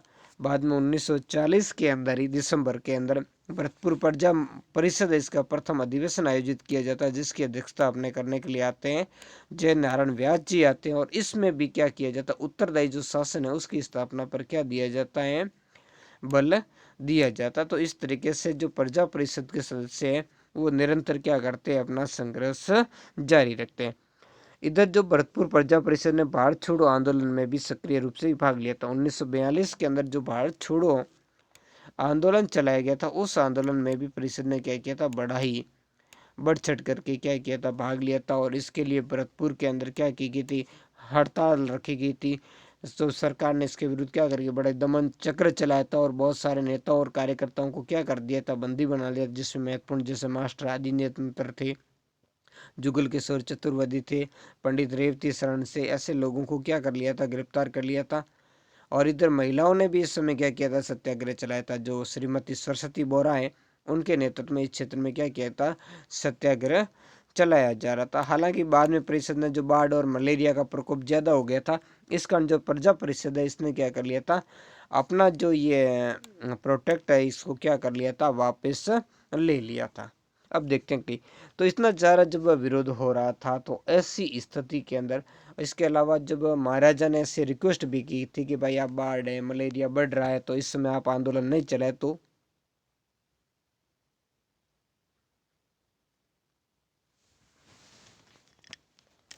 तो फिर सरकार ने क्या कर ली थी, इनकी को फिर स्वीकार भी कर लिया था और इनको संतुष्ट करने का भी क्या किया था, प्रयास किया था। इनको संतुष्ट करने के लिए क्या प्रयास किया गया, उस प्रयासों को हम समझते हैं, है ना। तो इनको संतुष्ट करने के लिए एक जो प्रतिनिधि संस्था है उसकी क्या की गई थी, गठन की गई थी, जिसका नाम है ब्रज जय प्रतिनिधि सभा। कौन सी सभा है, ब्रज जय प्रतिनिधि सभा है। इस सभा का गठन किया गया, जिसमें कितने होने थे, इसमें 50 सदस्य होने थे। बाद में इसके चुनाव भी हुए और चुनावों के अंदर जो प्रजा परिषद है उसके सदस्य क्या हुए थे, विजित हुए थे, उनको बहुमत प्राप्त हुआ था। किंतु ये संस्था भी बाद में चल करके क्या थी, राजनीतिक जो अधिकार है उस अधिकार को क्या किया था, प्राप्त करने में असफल रही थी। यानी सरकार ने इसके साथ कोई सहयोग नहीं किया था। सरकार के सहयोग नहीं करने के कारण ये अपने उद्देश्य क्या था, इसका उत्तरदायी शासन की स्थापना करती थी, जनता की बहुमत वाली जो सरकार है उसका मंत्रिमंडल बनाना था। तो ऐसा कोई भी उद्देश्य यहाँ सफल नहीं हो पाया था। इस कारण इनके सदस्यों ने 1945 के अंदर क्या कर दिया था, इसमें में से इस्तीफा दे दिया और प्रतिनिधि सभा का इन्होंने क्या कर दिया था, बहिष्कार कर दिया था। अब देखते हैं 1900 तो बहिष्कार कर दिया। तो 1945 में इन्होंने क्या की थी, सत्याग्रह की क्या कर दी थी, घोषणा कर दी थी। इस क्षेत्र में किसकी घोषणा कर दी थी, सत्याग्रह की घोषणा कर दी थी। जब 12 दिसंबर की ये बात है 1945 के अंदर जो वापस सत्याग्रह प्रारंभ किया गया। और लेकिन क्या कर दिया, इसके प्रमुख नेताओं को सरकार ने क्या कर दिया, गिरफ्तार कर दिया। इसके कारण क्या था, ये सत्याग्रह ज़्यादा चल नहीं पाया था। अब इसी समय दिसंबर के अंदर 1946 के अंदर कामा के अंदर जो इस भरतपुर प्रजा परिषद इसका जो तीसरा सम्मेलन है वो यहाँ पर आयोजित किया जा रहा था। तो इस सम्मेलन के अंदर क्या मांग की गई, एक तो बेगार को समाप्त करना। बेगार क्या होती है आप कमेंट करके अंदर बताएं, क्योंकि कई सारे वीडियोज़ में मैंने बता चुका हूँ। और जो उत्तरदायी शासन है उसकी मांग रखी थी, उत्तरदायी शासन की स्थापना की मांग इसके अंदर रखी गई थी। लेकिन इस समय यहाँ की परिस्थितियाँ थोड़ी बदल रही थी और दुर्भाग्यवश राज्य के उपद्रव सांप्रदायिक झगड़े के अंदर बदल गए थे। यानी सांप्रदायिक समस्या यहाँ पर क्या हो गई थी, उत्पन्न हो गई थी। और इन्हीं सांप्रदायिक समस्याओं के कारण अब यहाँ स्थिति बड़ी क्या हो रही थी, कष्ट में हो रही थी। एक तरफ तो ये मांग कर रहे थे, लेकिन मांग को इसको क्या हुआ, कमज़ोर किया गया। अब इधर देखते हैं मई 1946 में यहाँ पर भरतपुर में मंत्रिमंडल बनाने के लिए चुनावों की भी क्या की गई थी, घोषणा की गई थी, जिसका प्रजा परिषद है, किसान सभा आदि और एक मुस्लिम संगठन था मंजूमन इस्लामी, सब ने क्या किया था, विरोध किया था। और इधर सरकार ने भी जुलूसों आदि पर क्या लगा दिया था, रोक लगा दी थी। तो इधर जो बीच का समय ये थोड़ा सा समय क्या था, संकटमय समय था और संकटमय समय चल रहा था। और इस समय सरकार ने दमन चक्र थोड़ा ज़्यादा ही चलाया हुआ था इस क्षेत्र के अंदर। और बाद में हालांकि मंत्रिमंडल लोकप्रिय सरकार का गठन भी होता दिसंबर 1947 के अंदर, जिसमें प्रजा परिषद की तरफ से मास्टर आदिन्यंतर और गोपीलाल यादव को सम्मिलित किया जाता है। हिंदू महासभा की तरफ से हरिदत्त शर्मा को लिया जाता है जो जमींदार किसान सभा की तरफ से ठाकुर देशराज को इसमें क्या किया जाता है, सम्मिलित किया जाता है। ये सारी घटनाएं चल रही थी और इसके ही थोड़े समय यानी 3 महीने बाद यानी वो तारीख 18 मार्च 1947 को भरतपुर का मत्स्य संघ के अंदर क्या हो जाता है, विलय हो गया। और विलय के बाद ये सारी समस्याएं भी क्या हो जाती है, समाप्त हो जाती है। यानी जो सामंती और राजशाही जो शासन था उस शासन का क्या हो जाता है, अंत हो जाता है। तो कैसा लगा ये प्रयास आप कमेंट करके ज़रूर बताएं और मिलते हैं नए वीडियो के अंदर एक नए टॉपिक के साथ। धन्यवाद। आप सभी का एक बार फिर से स्टडी 58 परिवार के अंदर स्वागत है। सभी विद्यार्थी जल्द से जल्द लाइव जुड़ जाएं। आज का सेक्शन प्रारंभ हो चुका है, तो इसके अंदर जल्दी से आप लाइव जुड़ जाएं और लाइव जुड़ते ही आप कमेंट करके बताएं ताकि पता चल जाए कि कौन कौन इस लाइव सेक्शन को जुड़ चुके। तो आज के अंदर इस जो टॉपिक को हम प्रारंभ करते हैं, इसके अंदर हम देखेंगे आज जयपुर प्रजामंडल के बारे में। तो राजस्थान का जो प्रजामंडल आंदोलन है उसके बारे में हम सीरीज में देख रहे थे। इससे पहले के जो मेवाड़ है, बीकानेर, जैसलमेर, मारवाड़ आदि, उन सभी प्रजामंडलों के बारे में हमने देख लिया। अगर उन्होंने को नहीं देखा तो आप प्लेलिस्ट के अंदर जा कर के देख लीजिए। और आज का हमारा टॉपिक है जयपुर प्रजामंडल आंदोलन। तो अब देखेंगे जयपुर के अंदर क्या है, जो राजनीतिक जागृति या कह सकते हैं जन चेतना लाने का काम या कह सकते हैं राजनीतिक आंदोलन प्रारंभ करने का, तो ये श्रेय किसको जाता है, ये अर्जुन लाल सेठी को जाता है। किसको जाता है, अर्जुन लाल सेठी को। यानी अब अर्जुन लाल सेठी को या जयपुर ही नहीं, संपूर्ण अगर राजस्थान की बात करें तो राजस्थान में भी, संपूर्ण राजस्थान में क्रांति और जन जागृति पैदा करने में अगर किसी बंदे ने महत्वपूर्ण भूमिका निभाई थी तो वो बंदा था अर्जुन लाल सेठी। इन्होंने ही निभाई थी। इन्होंने विभिन्न संगठन स्थापित किए थे और उन संगठन के माध्यम से क्या किया था, जन जागृति का काम किया था। हालांकि इन संगठनों के बारे में हम पूर्व में पढ़ चुके हैं, अर्जुन लाल सेठी के बारे में जो पढ़ा था, लेकिन थोड़ा सा आज हम रिविजन कर लेते हैं। जैसे अर्जुन लाल सेठी ने जयपुर के अंदर 1905 के अंदर जो जैन शिक्षा प्रचार समिति स्थापना की थी, जिसके अंतर्गत उन्होंने वर्धमान विद्यालय है, वर्धमान छात्रावास है, वर्धमान पुस्तकालय चलाए थे। तो इनमें जो सेठी जी ने क्या किया था, भावी क्रांति के लिए जो युवकों को क्या किया था, तैयार कर रहे थे। तो इस तरीके से सेठी जी की जो जन जागृति के अंदर क्या थी, बड़ी महत्वपूर्ण भूमिका थी। अब इधर सरकार का क्या हो रहा था, दमन चक्र चल रहा था और जयपुर के अंदर भी लोग ये मांग कर रहे थे कि उन्हें उत्तरदायी शासन की स्थापना होनी चाहिए, लोगों को नागरिक अधिकार मिलने चाहिए और शासन की जो दमनकारी नीतियां हैं, इन नीतियों का संगठित होकर के क्या करना चाहिए, विरोध करना चाहिए, इनका प्रभावशाली तरीके से मुकाबला करना चाहिए। और ऐसा मुकाबला तभी कर पाएंगे जब क्या होगा, हम सभी संगठित रूप से रह पाएंगे। तो ये सारी गतिविधियां इस क्षेत्र के अंदर क्या हो रही थी, चल रही थी। और यहाँ के कार्यकर्ता कई सारे अन्य भी संगठन बना रहे थे और उन संगठनों को बना करके भी यहाँ पर जो जन जागृति का काम कर रहे थे। हालांकि वो संगठन थे समाज सुधार के लिए, जिसमें जैसे मैं नाम बताता हूँ आपको, सनातन धर्म मंडल है, समाज सुधार मंडल है, जयपुर हितकारिणी सभा है, ये सारे के सारे समाज सुधार का काम कर रहे थे। लेकिन साथ साथ में ये लोगों में राजनीतिक जागृति भी फैला रहे थे।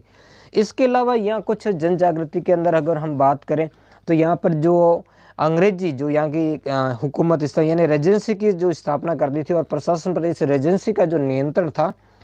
हाँ जी, शिवराज जी आपका स्वागत है, प्रणाम आप। तो इन्होंने जो फारसी भाषा की जगह अब अंग्रेजी को ज़्यादा प्रचलन देने लगे और फारसी भाषा का महत्व कम हो गया और फारसी के जानकार जो लोग थे उनको सरकारी नौकरियां नहीं मिल रही थी। तब भी जनता के अंदर बड़ी ही क्या हुई थी, असंतोष था और इससे भी इस क्षेत्र में जागृति आई थी। हाँ जी शिवराज जी, मैं अपने जालौर जिले से हूँ। तो इसमें भी क्या हुई थी, बड़ी जन जागृति आई थी और इस क्षेत्र के अंदर जो हिंदी को राजभाषा है वो बनाने के लिए भी क्या किया गया था, आंदोलन प्रारंभ किया गया था। हाँ जी, तो दूसरा हम देखेंगे, इसमें दूसरा जो व्यक्तित्व है वो है सेठ जमनालाल बजाज। इनों के रचनात्मक कार्यों में से भी इस क्षेत्र के अंदर क्या आई थी, राजनीतिक आंदोलन को गति मिली थी। तो जमनालाल बजाज जी, जिसे हम कांग्रेस का कोषाध्यक्ष कह सकते हैं, कांग्रेस या महात्मा गांधी जी, तो उनके ये क्या हुआ करते थे, कोषाध्यक्ष उस समय क्या किए हुआ करते थे। तो इन्होंने भी अपने रचनात्मक कार्य, रचनात्मक वही खादी वाला काम था, इन्होंने जो इन्होंने बजाज ने 1927 के अंदर क्या की थी, सरकार संघ की स्थापना। वैसे जो राजस्थान के अंदर सरकार संघ की स्थापना 1925 के अंदर अजमेर के अंदर होती है, तो बाद में इसकी जो स्थापना जो बजाज जी कहाँ पर कर देते हैं, जयपुर में कर देते हैं, और इसके माध्यम से खादी आदि को क्या दिया जाता है, ये बढ़ावा दिया जाता है। तो इस तरीके से दो व्यक्तित्व है, एक तो अर्जुन सेठी जो अपने शिक्षण संस्थाओं के माध्यम से जन जागृति ला रहे थे, और दूसरा व्यक्तित्व है जो जमनालाल बजाज जी। हाँ जी, जो टेस्ट है वो नेक्स्ट संडे को होगा, एक संडे छोड़कर, एक संडे को हमेशा टेस्ट होता है, तो आपका जो नेक्स्ट संडे उसको होगा, उसके लिए आप कम्युनिटी टैब देखें, कम्युनिटी टैब में मैंने टाइम टेबल डाला हुआ है। अब आगे 1931 इसमें कपूर चंद पाटनी के नेतृत्व में जयपुर राज्य प्रजा मंडल की स्थापना हुई। राजस्थान या कह सकते उस समय राजपूताना के अंदर ये गठित होने वाला पहला प्रजा मंडल था। कौन सा, जो जयपुर राज्य प्रजा मंडल, इसकी स्थापना की। लेकिन सरकार ने क्या किया था, इस प्रजा मंडल के जो काम है उस काम में क्या की थी, बड़ी बाधाएं उपस्थित की थी। इसके अलावा जितना अपेक्षित जो जन सहयोग था वो भी नहीं पला, नहीं उत्साहित कार्यकर्ताओं का भी इसको क्या मिल पाया, समर्थन मिल पाया। इस कारण ये आंदोलन उतना चला नहीं, यानी राजनीतिक दृष्टि से ये अधिक क्या हुआ था, प्रभावशाली नहीं रहा था। देखो ये जो लाइव कक्षा है, वैसे समय मिलता तो मैं संडे को ही लगाता हूँ, बाकी तो नहीं लगती है। हाँ, और मेरा जो नाम है अशोक कुमार है। तो इस कारण क्या हुआ था, ये अगले 5 वर्ष तक ये क्या हुआ था, निष्क्रिय बना रहा था। और 1936 के अंदर इसका क्या किया जाता, पुनर्गठन किया जाता है। और इसी दरमियान जो कांग्रेस का जो हरिपुरा अधिवेशन होता, उस हरिपुरा अधिवेशन के प्रस्ताव के बाद में इसका क्या होता है, पहला सम्मेलन आयोजित किया जाता। इतने समय तक जो यहाँ की जो राजनीतिक गतिविधियां, वो संपूर्ण गतिविधियां खादी का उत्पादन करना, उनका प्रचार करना, इस तरीके के कार्यों तक ही क्या रही थी, सीमित रही थी। लेकिन जो कांग्रेस का हरिपुरा अधिवेशन होता है 1938 के अंदर अपने सुभाष चंद्र बोस की अध्यक्षता में, उसके बाद में यहाँ जयपुर के अंदर भी क्या होता है, प्रजा मंडल वापस पुनः सक्रिय होता है।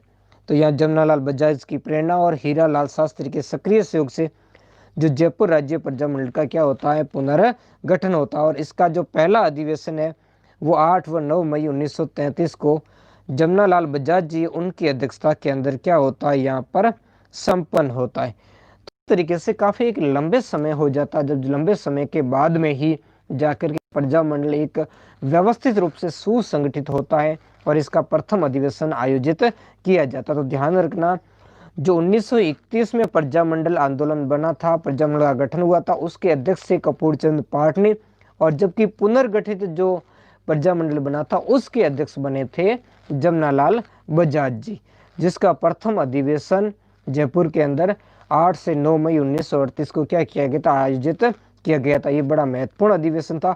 इस अधिवेशन में महात्मा गांधी जी की जो धर्मपत्नी थी कस्तूरबा गांधी, उन्होंने भी क्या लिया था, भाग लिया था। तो इसमें वही मांग की, क्या मांग की कि उसमें देखते हैं। हाँ जी, कालाराम जी आपका स्वागत है। तो इन्होंने भी क्या किया था, यहाँ पर मुख्य मांग वही थी जो सभी प्रजा मंडल आंदोलन को लेकर के चल रही थी, वही थी जैसे उत्तरदायी सरकार की, यानी रेस्पॉन्सिबल जो गवर्नमेंट की स्थापना करनी, जो जनता के प्रति जिम्मेदार हो, और ऐसा मंत्रिमंडल बनाया जाए जिसमें जनता के चुने हुए प्रतिनिधियों को क्या किया जाए, शामिल किया जाए, और नागरिक अधिकारों की मांग की गई थी, लोगों को स्वतंत्र रूप से भाषण देने, कहीं आने जाने, इसके अलावा जयपुर राज्य से बाहर के संगठनों से भी जुड़ने, तो इस तरीके की मांगे इसके अंदर की गई थी। इसके अलावा राज्य भर के अंदर सभाएं करने, जुलूस निकालने और संगठन बनाने की स्वतंत्रता आदि की मांग की गई थी। और साथ में ये सरकार से कह भी दिया था कि अगर सरकार ने इन बातों पर ध्यान नहीं दिया तो प्रजा मंडल को मजबूर होकर के सिविल नाफरमानी जो आंदोलन है वो क्या करना पड़ेगा, प्रारंभ करना पड़ेगा। तो ये सारी वो बातें थी। अब यहाँ देखेंगे हम कि प्रजा मंडल को जो सरकार ने क्या किया था, इसकी मांग स्वीकार करने की जगह इसने प्रजा मंडल को क्या कर दिया, गैर कानूनी घोषित कर दिया। इसके अलावा प्रजा मंडल को हतोत्साहित यानी कमजोर करने के लिए जयपुर सरकार ने कानून बनाकर किसी भी पंजीकृत संस्था का सदस्य बनने पर अपंजीकृत संस्था का क्या किया, सदस्य बनाने पर रोक लगा दी थी। ये महत्वपूर्ण था कि जो जयपुर के अंदर अगर कोई संस्था का गठन होगा तो उस संस्था का क्या करवाना पड़ेगा, पंजीकरण करवाना पड़ेगा। अगर बिना पंजीकरण के किसी संस्था का गठन होगा तो वो अवैध हो जाएगी। इसके अलावा पंजीकरण के लिए जरूरी होता था कि उस संस्था को गठन करने वाला व्यक्ति जयपुर राज्य की सीमा में रहे। तो इसका जो गठन किसने किया था, श्री बजाज जी ने किया था, जो जयपुर राज्य की सीमा में नहीं रहते थे। और इसी कारण इस संस्था का क्या हुआ था, पंजीकरण नहीं हो पाया था। तो ये बड़ी बात थी, क्योंकि जो जमनालाल जो बजाज जी वो सीकर के निवासी थे और इस समय वो कहाँ पर रहते थे, वर्धा के अंदर, जहाँ भारतीय राष्ट्रीय कांग्रेस के क्या थे, कोषाध्यक्ष उस समय थे। तो इस तरीके से ये गतिविधियां चल रही थी और सरकार ने इस संस्था का क्या किया था, पंजीकरण नहीं किया था। और बिना पंजीकरण के क्या होते, किसी भी प्रकार की यहाँ जयपुर राज्य के अंदर गतिविधियां चलाने की अनुमति नहीं थी। और पंजीकरण के लिए सरकार ने ऐसी शर्तें ले ली थी जिससे जो प्रजा मंडल है वो अपनी गतिविधियां नहीं चला सकता था। हाँ सीमा जी, आपका स्वागत है। हाँ जी, हाँ भगवती जी, बिल्कुल। हाँ, आपने कमेंट में बताया था, लेकिन मेरे थोड़े दिमाग से निकल गया था। चलो ठीक है, आप सभी का स्वागत है। तो इस दरमियान इसका जो पंजीकरण नहीं हो रहा था, तो यहीं से बात हो गई थी शुरुआत। जो संघर्ष की जो प्रजामंडल और जयपुर जो सरकार है उसमें संघर्ष की जो शुरुआत इसी बात को लेकर हुई थी, जिसमें इसका क्या किया जाता है, पंजीकरण नहीं किया जाता है। और साथ में जो जमनालाल बजाज जी होते हैं उनका जयपुर राज्य के अंदर प्रवेश करने पर क्या लगा दी जाती है, रोक लगा दी जाती है, यानी प्रतिबंध लगा दिया जाता है कि आप जयपुर राज्य के अंदर नहीं आओगे। जब राज्य द्वारा लगाए गए प्रतिबंध को तोड़ करके जमनालाल बजाज जी ने जयपुर राज्य में प्रवेश किया। कौन से स्थान पर किया, ये ध्यान रखना, बैराट। जब इन्होंने बैराट नामक स्थान पर प्रवेश किया तो इनको बंदी बना लिया गया और बंदी बना करके इनको जेल में रख दिया। और जहां पर इनको अखबार तक पढ़ने की सुविधा नहीं दी गई थी। इनके साथ कुछ और महत्वपूर्ण व्यक्तित्व है जिनको भी क्या बना दिया था, बंदी बना दिया था। इसमें हम देखेंगे, इसमें मुख्य रूप से थे हीरालाल शास्त्री जी, जो बाद में चल करके राजस्थान के प्रधानमंत्री भी बनते हैं और उसके बाद ये मुख्यमंत्री भी बनते हैं जब राजस्थान गठन की प्रक्रिया होती है, जो आगे हम चल करके इस प्रजामंडल के जस्ट बाद हम देखने वाले हैं। सिरंजी लाल अग्रवाल है, कपूर चंद पार्टी, इनको भी इनके साथ क्या होया है, बंदी बना लिया जाता है और प्रजामंडल को क्या कर दिया जाता है, अवैध घोषित कर दिया जाता है। और इसको इस यहाँ जयपुर के अंदर जो इसका कार्यालय है वो भी सील कर दिया जाता है। तो ऐसी स्थिति के अंदर प्रजामंडल का जो कार्यालय है वो कहाँ स्थापित किया जाता है, आगरा के अंदर स्थानांतरित कर दिया जाता है। यानी यहाँ जो भी इनके कागजात होते हैं वो आगरा पहुंचा दिए जाते हैं। तो इस बात को लेकर के अब दोनों के बीच संघर्ष होता है और संघर्ष की शुरुआत अब करते हैं जब इनको तो क्या कर दिया, बंदी बना दिया गया। तब सत्याग्रह की शुरुआत कौन करेंगे, गुलाब चंद काचलीवाल और दौलतमल भंडारी। ये 5 फरवरी 1939 को जो सरकार की जो दमनकारी नीति, इनके विरुद्ध क्या करते हैं, सत्याग्रह प्रारंभ करते हैं।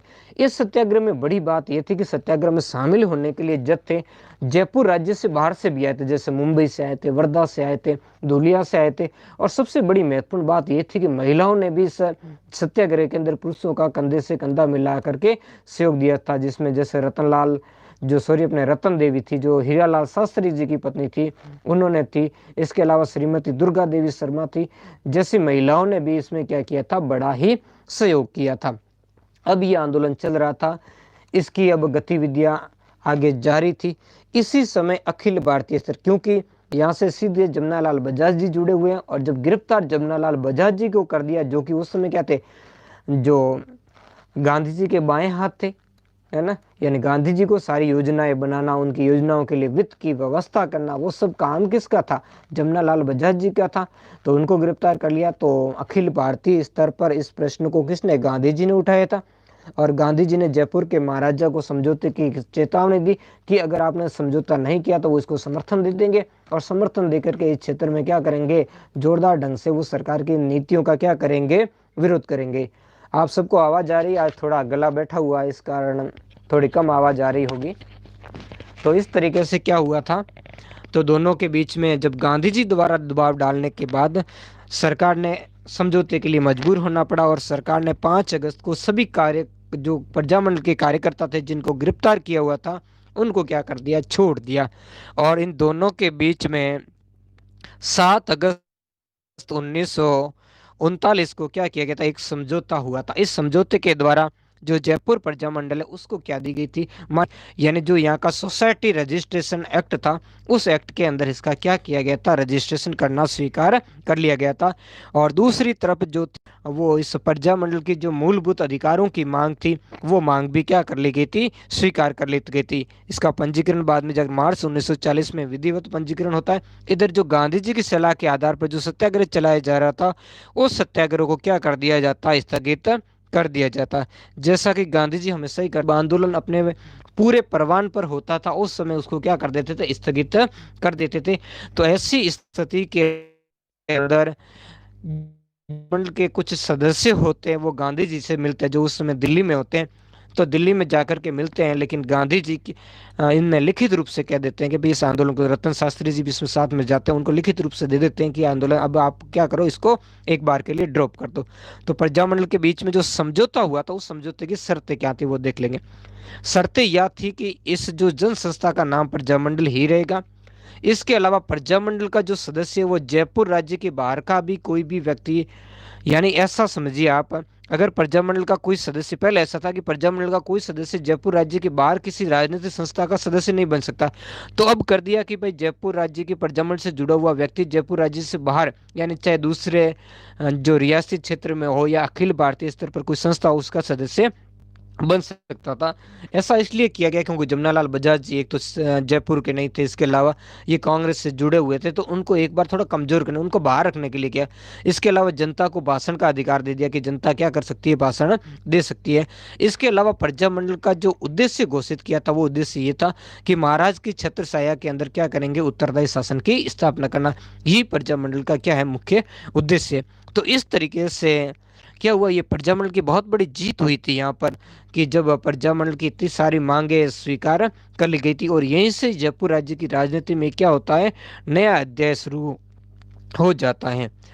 अब हम देखते हैं इसके बाद में और क्या करना। जब ये समझौता हो गया, इसके बाद जब इसका व्यवस्थित पंजीकरण हो गया तो उसके बाद हीरालाल शास्त्री जी है वो इसके क्या बनते हैं, अध्यक्ष बनते हैं।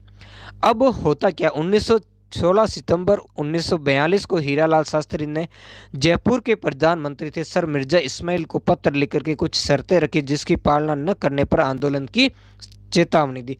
अब देखो हो क्या रहा था इस समय, आप देखो सितंबर की बात थी, जबकि अगस्त के अंदर 9 अगस्त 1942 से क्या हो गया था, संपूर्ण भारत के अंदर जो कांग्रेस ने जो भारत छोड़ो आंदोलन क्या कर दिया था, प्रारंभ कर दिया था। लेकिन यहाँ पर भारत छोड़ो आंदोलन, जो जयपुर ऐसा राज्य था जहाँ भारत छोड़ो आंदोलन नहीं चलाया गया था, है ना। तो भारत के अंदर उस समय 2 राज्य ऐसे थे जैसे जयपुर और भरतपुर, जहाँ जिसने भारत छोड़ो आंदोलन में क्या किया था, भाग नहीं लिया था। तो इसको थोड़ा विस्तृत आपको बताऊंगा कि क्यों भाग नहीं लिया था, तो इसका भी कारण देखेंगे। तो जब इसमें भाग लेने की तैयारी चल रही थी उसी समय यहाँ के जो प्रजामंडल के अध्यक्ष कौन थे, हीरालाल शास्त्री, और उस समय जयपुर के प्रधानमंत्री थे सर मिर्जा इस्माइल, दोनों के बीच में अच्छे संबंध थे और अच्छे संबंध थे। और जब हीरालाल शास्त्री जी ने कहा कि हम भाई क्या करेंगे, भारत छोड़ो आंदोलन चलाएंगे जयपुर राज्य में, तो मिर्जा इस्माइल ने कहा आप क्यों चलाएंगे, आपकी क्या समस्या है, समस्याएं हमें बताइए। तो इन्होंने कुछ जो बातें वो उस समय के प्रधानमंत्री थे सर मिर्जा इस्माइल को बताई, और मिर्जा इस्माइल इन सारी बातों को क्या कर लिए, स्वीकार कर ली थी। जिसमें से कुछ शर्तें, जैसे युद्ध के लिए क्या करना, जन धन की सहायता नहीं देना। ये कह रहे थे कि भाई भारत से बाहर दूसरा विश्व युद्ध चल रहा है और अंग्रेज हमारे यहाँ शोषण कर रहे हैं, और आप क्या कर रहे हो, चंदा वसूल करके क्या कर रहे हो, अंग्रेजों को धन दे रहे हो, उनकी सहायता करोगे। तो आप अंग्रेजों को किसी प्रकार की जो जन या धन की, यानी न तो सैन्य रूप से आप मदद करोगे और न ही आप धन के रूप में, वित्तीय रूप से उनकी क्या करोगे, मदद करोगे। तो इन बात को भी मिर्जा इस्माइल ने क्या कर लिया, एग्री कर लिया। इसके अलावा इन्होंने अगली मांग की थी कि उत्तरदायी शासन के लिए शीघ्र कार्रवाई की जाए, यानी उत्तरदायी शासन की जल्द से जल्द क्या की जाए, स्थापना की जाए। तो राज्य ने ये कह दिया कि राज्य द्वारा क्या किया जाएगा, उत्तरदायी शासन स्थापित करने की कार्रवाई भी क्या कर दी जाएगी, जल्द ही शुरू हो जाएगी। इसके अलावा और भी बहुत बातें थी, जैसे प्रजामंडल को राज्य में शांतिपूर्ण युद्ध विरोधी अभियान चलाने की भी अनुमति होगी, कि हम इस जो युद्ध के विरुद्ध हम क्या करेंगे, अभियान चलाएंगे, आंदोलन करेंगे, तो इनको शांतिपूर्ण ढंग से जो आंदोलन है, धरना प्रदर्शन करने की अनुमति दे दी गई। इसके अलावा प्रजामंडल अगर जो भारत के बाहरी राज्यों के किसी व्यक्तियों को क्या करता था, अपने यहाँ शरण देता था, तो प्रजामंडल के लोगों को क्या कर लेते थे, गिरफ्तार। जैसे कोई बंगाल से क्रांतिकारी गतिविधियां करके और जयपुर आ जाता था गिरफ्तारी से बचने के लिए, प्रजामंडल के लोग जब उसको शरण देते थे अपने यहाँ, तो उनको गिरफ्तार करके भी जेल के अंदर डाल दिया जाता था। उस व्यक्ति को डाला था, इनको भी साथ में। तो इसको कह दिया कि, तो अब इन्होंने कह दिया कि भाई देखो कि हम ऐसा आपकी गिरफ्तारी नहीं करेंगे। तो काफ़ी सारी जो इसमें बातें थी वो बातें क्या कर ली गई थी, सर मिर्जा इस्माइल के द्वारा स्वीकार कर ली गई थी। तो इनके द्वारा जो स्वीकार कर ली गई तो हीरालाल शास्त्री जी क्या हो गए, संतुष्ट हो गए, और उन्होंने जो जयपुर के अंदर जो भारत छोड़ो आंदोलन है वो चलाने का विचार छोड़ दिया था। लेकिन एक ऐसा भी वर्ग था जो शास्त्री जी के इन विचारों से सहमत नहीं था। वो कौन था, देखते हैं आगे। इसी बीच 1942 में आंदोलन संचालित करने के विषय में क्या हो गया था, विवाद उत्पन्न हो गया। एक गुट था जिसका नेतृत्व कर रहे थे बाबा हरिश्चंद्र। तो इनके नेतृत्व में इन्होंने क्या किया था, एक आजाद मोर्चे का गठन किया था। ये ध्यान रखना, आजाद मोर्चे के नाम से एक अलग से एक संस्था का क्या हो जाता है, गठन हो जाता है। और ये क्या करते हैं, जो जयपुर राज्य के अंदर प्रजामंडल आंदोलन चलाया जाता है। तो इसमें और कौन कौन थे उसके बारे में भी क्या करेंगे, हम देखने वाले हैं अभी। तो जिसमें मुख्य रूप से क्या थे, जो जी थे, इन्होंने क्या किया था कि शास्त्री जी को कहा था भाई ये इस तरीके से काम नहीं चलेगा। तो आप ये अंग्रेज जो भारत के अंदर जो बातें चल रही थी, इस तरीके से जो भारत छोड़ो आंदोलन है आपका समझौता, उसकी जो मूल भावना है उस मूल भावना का विरोध है। क्योंकि भारत छोड़ो आंदोलन किसके लिए चलाया जा रहा है, अंग्रेजों को भारत से बाहर निकालने के लिए। लेकिन आप क्या कर रहे हो, अब तो उनके सपोर्ट में हो गए। तो ऐसी कोई शर्त ही नहीं थी। हालांकि इसकी एक जो महत्वपूर्ण शर्त वो ये थी कि जयपुर राज्य अंग्रेजों से किसी प्रकार का समर्थन नहीं रखेगा, यानी कोई प्रकार का किसी प्रकार का संबंध नहीं रखेगा। लेकिन वो बात इनकी शर्तों में नहीं थी। और इस समझौते को जिस नाम से जाना जाता है उसका नाम एक ध्यान रखना, जेंटलमैन एग्रीमेंट। और असल में ये जेंटलमैन एग्रीमेंट एक क्या था, धोखा था। और बाद में जब इस धोखे की बात सामने आई तो हीरालाल शास्त्री है, उसके भी हाथ में क्या था, कुछ भी नहीं शेष रहा था। और हीरालाल शास्त्री जी की क्या हुई थी, सर्वत्र आलोचना हुई थी। क्योंकि उनके हाथ में कुछ नहीं, एक धोखा था जो उस समय केवल लक्ष्य को भटकाने के लिए किया गया था।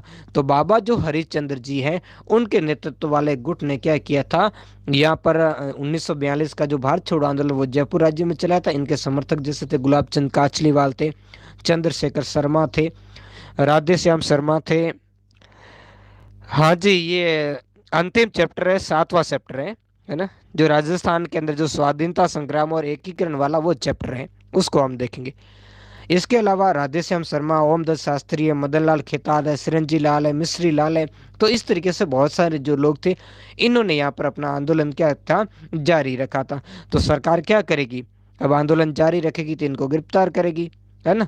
तो इनको एक तो आंदोलन जारी रखने और एक जो जेंटलमैन एग्रीमेंट है उसका क्या था, उल्लंघन करने के कारण इनको क्या कर लिया था, नेताओं को गिरफ्तार करके जेल में डाल दिया था।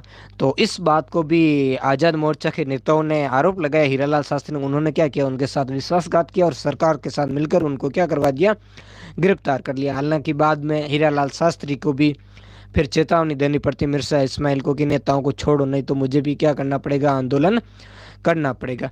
तो इस तरीके से यहाँ पर क्या हुई थी, गतिविधियाँ चल रही थी। और ये दो भागों में बंटने के कारण इससे आंदोलन की जो गति है वो गति भी थोड़े समय के लिए क्या हो गई थी, धीमी पड़ गई थी। बाद में जवाहरलाल नेहरू जी के प्रयासों से 1945 के अंदर बाबा हरिश्चंद्र इस बात को राजी हो गए कि वो वापस आज़ाद मोर्चे का क्या करें, प्रजामंडल के अंदर मिला ले। तो इसका पुनः जो प्रजामंडल के मिल करके ये दोनों क्या हो गए थे, एक हो गए थे।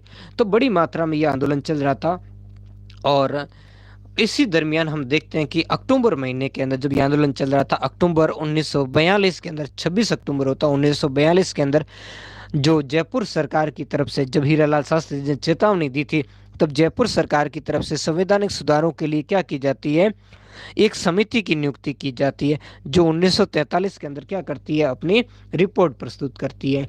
देखो ये जो इसमें जो समिति नियुक्त की थी उसने क्या की थी, उस समिति ने क्या की थी, एक प्रतिनिधि सभा और जो लेजिस्लेटिव असेंबली उसके गठन का सुझाव दिया था।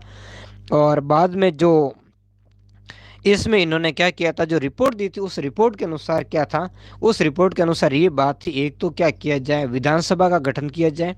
इसके अलावा एक प्रतिनिधि जो सभा है उसकी क्या की जाए, स्थापना की जाए। इसके अलावा कार्यपालिका का गठन किया जाए और कार्यपालिका में कम से कम जो आधे मंत्री है वो जनता द्वारा निर्वाचित विधानसभा से लिए जाए। और इस तरीके की जो बातें थी, और इन बातों को लेकर के कुल मिलाकर के जो प्रजामंडल और इनके बीच में थोड़ा बहुत संतुष्टि का प्रयास भी किया गया था। तो इस तरीके से दोनों के बीच में संघर्ष चलता ही रहा था। फिर 1944 के अंदर भी यहाँ पर प्रजामंडल का अध्यक्ष जो अधिवेशन बुलाया गया, जिसकी अध्यक्षता अपने जानकी देवी बजाज ने की थी। और उस समय भी संवैधानिक सुधारों की घोषणा के लिए जयपुर राज्य सरकार द्वारा एक अधिनियम पारित किया गया था। तो इस तरीके से धीरे धीरे इस क्षेत्र में क्या हो रही थी, जो प्रजामंडल अपनी गतिविधियां चला रहा था और निरंतर अपना आंदोलन जारी रखे हुए था, और सरकार इसको क्या कर रही थी, सुविधाएं थोड़ी थोड़ी करके धीरे धीरे करके भी दे रही थी। और बाद में अंत में जाकर के मार्च 1947 के अंदर जो एक समझौता और जयपुर सरकार और प्रजामंडल के बीच में होता है, क्योंकि उस समय जो जयपुर के प्रधानमंत्री हुआ करते थे वो हुआ करते थे वीटी कृष्णमाचारी। उन्होंने क्या कर दिया था, बाद में जाकर के यहाँ पर संवैधानिक सुधारों की घोषणा कर देते 1 मार्च 1948 को, और एक मंत्रिमंडल का भी गठन किया गया, जिसमें उन्होंने कहा था कि प्रधानमंत्री को छोड़ करके बाकी सारे जो लोग हैं वो जो ये धारा थी उसमें से उनको क्या किया जाएगा, नियुक्त किया जाएगा। और बाद में 47 में जो हमने देखा अभी मंत्रिमंडल बना, और उसके बाद उत्तरदायी जो शासन है उसकी स्थापना तो हालांकि बाद में हुई थी, लेकिन इस समय ये कार्य किया जा रहा है। और निरंतर हमेशा ये कहते रहते हैं हमारा मुख्य उद्देश्य हम जल्दी क्या करेंगे, उत्तरदायी शासन की। इस हालांकि बाद में जो 30 मार्च 1949 को जो वृद्ध राजस्थान का जो गठन होता है उस के अंदर जो जयपुर राज्य क्या हो जाता है, शामिल हो जाता है। तो जो ये लोकप्रिय मंत्रिमंडल बनाया जाता है, जो ये बाद में इसमें विलय तक क्या करता रहता है, अपना काम करता रहता है। तो आज के पार्ट में हम इतना ही देखेंगे। कैसा लगा ये पार्ट आप कमेंट करके ज़रूर बताएं, और मिलते हैं हम नेक्स्ट पार्ट के जो नेक्स्ट वीडियो में एक नए टॉपिक के साथ। जो भी लाइव सेक्शन जुड़ चुके हैं, अगर आपके कोई क्वेश्चन है तो आप क्वेश्चन कर सकते हैं, अन्यथा इस सेक्शन को हम यहीं विराम देते हैं। आप सभी को एक बार तहे दिल से धन्यवाद इस लाइव सेक्शन को से जुड़ने के लिए, क्योंकि हमारा जैसे वैसे आज कम ही जुड़े हो, लेकिन फिर भी जितने लोग जुड़े हो उससे भी काफ़ी हमें मोटिवेशन मिलता है। और जितने आप लोग ज़्यादा जुड़ते हो, हाँ हाँ जी, हाँ भगवती जी, तो जितने लोग ज़्यादा जुड़ते हो, चैनल को सब्सक्राइब करते हो, तो उससे हमारा मोटिवेशन होता है। और कमेंट करते हो, जिसमें ये भगवती जी का बहुत ही अच्छा रोल है कि मेरे हर वीडियो के अंदर इनको 1-2 कमेंट इनके होते ही है। तो ऐसे ही कुछ भगवती जैसे ही है हमारे कुछ और स्टूडेंट भी है जो हमेशा कमेंट करते हैं। तो उन कमेंट से ये प्रेरणा मिलती है कि मैं रोज़ाना एक वीडियो लेकर के किसी न किसी तरीके से समय निकाल कर ले आता हूँ। नहीं तो बीच में ऐसा नहीं था तो हमें भी हो जाता, फिर वही जैसे जयपुर प्रजामंडल को हमने देखा हतोत्साहित करने के लिए, वैसे ही हो जाए। क्योंकि ऑफलाइन हम जो इसमें पढ़ाते हैं तो उसमें फिर आपका सहयोग मुख्य रूप से ज़रूरी है मोटिवेशन के लिए। तो फिर से आप सभी का एक बार से धन्यवाद इस लाइव सेक्शन को ज्वाइन करने के लिए। और आज के इस जो सेक्शन को हम यही क्या करते हैं, समाप्त करते हैं। धन्यवाद। फिर से हम संडे को ऐसा ही कोई सेक्शन प्रारंभ करेंगे, तो उसकी सूचना भी मैं जो कम्युनिटी टैब में दे दूंगा, तो आप उसको। राजस्थान के अंदर गठित होने वाले विभिन्न प्रजामंडल आंदोलन के बारे में हम देख रहे थे, तो उनसे संबंधित सभी पार्ट के बारे में हमने देख लिया था। उनसे संबंधित पार्ट आपने नहीं देखे तो प्लेलिस्ट के अंदर जा कर के देख लें। आज ये इसका अंतिम पार्ट है, जिसके अंदर हम जो अन्य राज्यों के अंदर जो प्रजामंडल आंदोलन चले उनके बारे में, और फिर अंत में इसका जो निष्कर्ष है या उपसंहार कह सकते हैं, उसको हम क्या करेंगे, देखेंगे। तो बाकी को देखने के लिए वीडियो को आप प्लेलिस्ट में जाएं, और प्लेलिस्ट में जा कर के उन वीडियो को आप देख लें। तो आप सभी का एक बार फिर से स्वागत करता हूं, और आज के इस वीडियो के साथ मैं अशोक कुमार। तो देखते हैं आगे। अन्य राज्यों में भी प्रजामंडल आंदोलन या प्रजा परिषद के नाम से स्वाधीनता आंदोलन चल रहा है। वहाँ भी क्या हुआ, प्रजामंडल जैसी संस्थाओं की स्थापना हुई या प्रजा परिषद जैसी संस्थाओं की स्थापना होती। उसी आंदोलन की कड़ी में हम देखते हैं कि 1938 के अंदर करौली के अंदर भी प्रजामंडल की क्या होती है, स्थापना होती है। तो इनसे जो आस पड़ोस के राज्यों के बारे में हमने देख लिया था। तो करौली के अंदर भी क्या हुआ था, प्रजामंडल के आंदोलन, बातें क्या थी, वही थी उत्तरदायी यानी सरकार के रिस्पॉन्सिबल गवर्नमेंट की स्थापना, नागरिक अधिकारों की क्या करना, मांग। इसकी स्थापना करने वाले थे त्रिलोक चंद माथुर। और चिरंजी लाल शर्मा, इन्होंने क्या किया था, इसका संघर्ष जारी रखा था। एक बात आपको मैं बताना चाहूँगा कि जो जितने भी प्रजामंडल आंदोलन है उसको और उनके संस्थापकों को ट्रिंग के माध्यम से मैं सिखाने का प्रयास करूँगा। इसके लिए मैं एक अलग से वीडियो बनाऊँगा, तो उन वीडियो को भी आप ज़रूर देखें ताकि ट्रिंग के माध्यम से आपको सारे प्रजामंडल क्या हो जाएँ, याद हो जाएँ, और आप फिर कभी ऐसे ट्रिंग है जिसके माध्यम से फिर कभी भी आप उसको भूलोगे नहीं। तो उस वीडियो के लिए आप इंतज़ार करें, जल्द ही वो वीडियो आपके सामने आएगा। तो इसमें हम देखते हैं बांसवाड़ा के अंदर 1943 में भूपेंद्र नाथ जो द्विवेदी है, उन्होंने क्या की थी, प्रजामंडल की स्थापना की थी। लेकिन जो हम कक्षा 10 की किताब में देखते तो वहाँ यहाँ पर 1945 मिलता है। तो इस तथ्य का थोड़ा ध्यान रखना। बाकी स्थापना करने वाले वही है, भूपेंद्र जो नाथ त्रिवेदी, उन्होंने ही की थी, लेकिन यहाँ सन में फ़र्क है। और भी कई सारी बुक्स में मैंने 1943 देखा और कई सारी बुक्स में जैसे 1945 मिलता है, तो इस दोनों ही तथ्य को थोड़ा ध्यान रखें। तो किसने स्थापना की थी, भूपेंद्र नाथ त्रिवेदी ने, और सब जगह मांगे वो एक ही जैसी थी। इधर देखते हैं डूंगरपुर राज्य में, तो डूंगरपुर राज्य में भोगीलाल पांड्या ने 1944 में क्या किया था, सेवा संघ स्थापना की थी। तो इस क्षेत्र में यहाँ भोगीलाल पांड्या बड़े ही महत्वपूर्ण रूप से क्या कर रहे थे, काम कर रहे थे। जो माणिक्यलाल वर्मा है वो भी पहले इसी क्षेत्र से जुड़े हुए थे, और बाद में जब वो मेवाड़ चले जाते और वहाँ मेवाड़ प्रजामंडल से जुड़ जाते तो यहाँ का जो डूंगरपुर का सारा कामकाज भोगीलाल पांड्या को सौंप दिया जाता। तो 1944 में सेवा संघ करते हैं। और डूंगरपुर जो प्रजामंडल की स्थापना हरिदेव जोशी ने कब की थी, 1944 में की थी। तो यहाँ हम जब देखते हैं कि डूंगरपुर जो प्रजामंडल है उसकी स्थापना कई बुक्स में भोगीलाल पांड्या भी मिलता है कि डूंगरपुर प्रजामंडल की स्थापना भोगीलाल पांड्या ने की थी। तो आप तो दोनों ही इस बातों को थोड़ा क्या करना, ध्यान रखा, भोगीलाल पांड्या और हरिदेव जोशी, क्योंकि कक्षा 10 में भोगीलाल पांड्या बताया गया है, जबकि आपकी कक्षा 12 में इसका नाम हरिदेव जोशी बताया गया, जिन्होंने कब की थी, 1944 के अंदर। तो ये डेट तो सेम है, डेट के अंदर कोई दिक्कत नहीं है।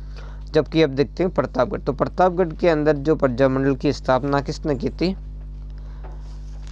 जो एक व्यक्तित्व है उनका नाम थोड़ा ध्यान रखना, जिसका नाम है ठक्कर बापा। तो इन ठक्कर बापा की जो प्रेरणा, इनकी प्रेरणा से क्या हुई थी, इस प्रजामंडल की स्थापना की थी। करने वाले कौन थे, अमृतलाल, चुनीलाल प्रजामंडल आदि ने क्या की थी, इस प्रजामंडल की स्थापना कब की थी, 1936 के अंदर। यहाँ थोड़ा सा आपको क्या करना, ध्यान रखना, क्योंकि प्रजामंडल की स्थापना जो प्रतापगढ़ प्रजामंडल की स्थापना की थी 1936 में, ये आपकी बुक कह रही कि 1936 में की, जबकि कक्षा जो 10 है, कक्षा 10 की पुस्तक इसके बारे में अलग ही बात करती है।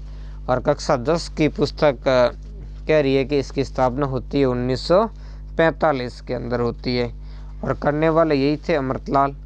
इसके जो संस्थापक थे वो कौन थे, अमृतलाल थे, और चुनीलाल प्रजापति भी संस्थापक सदस्यों के अंदर क्या होते हैं, शामिल होते हैं। तो इस बात का थोड़ा सा आप ध्यान रखना। और यहाँ जो हमने देखा ठक्कर बापा, तो इस ठक्कर बापा को क्या कहा जाता, पिछड़ी जातियों का क्या कहा जाता, मसीहा के नाम से भी इनको जाना जाता है। अब देखते हैं सिरोही, तो सिरोही में भी प्रजामंडल की स्थापना क्या होती है, 2 बार होती है। 1939 में पहले जब होती है तब स्थापना इसकी कब होती है, मैं इसके लिए आपको अलग से ट्रिंक लेकर आऊँ, लेकिन 1934 के अंदर होती है, तब इसकी स्थापना वर्दी शंकर त्रिवेदी करते हैं।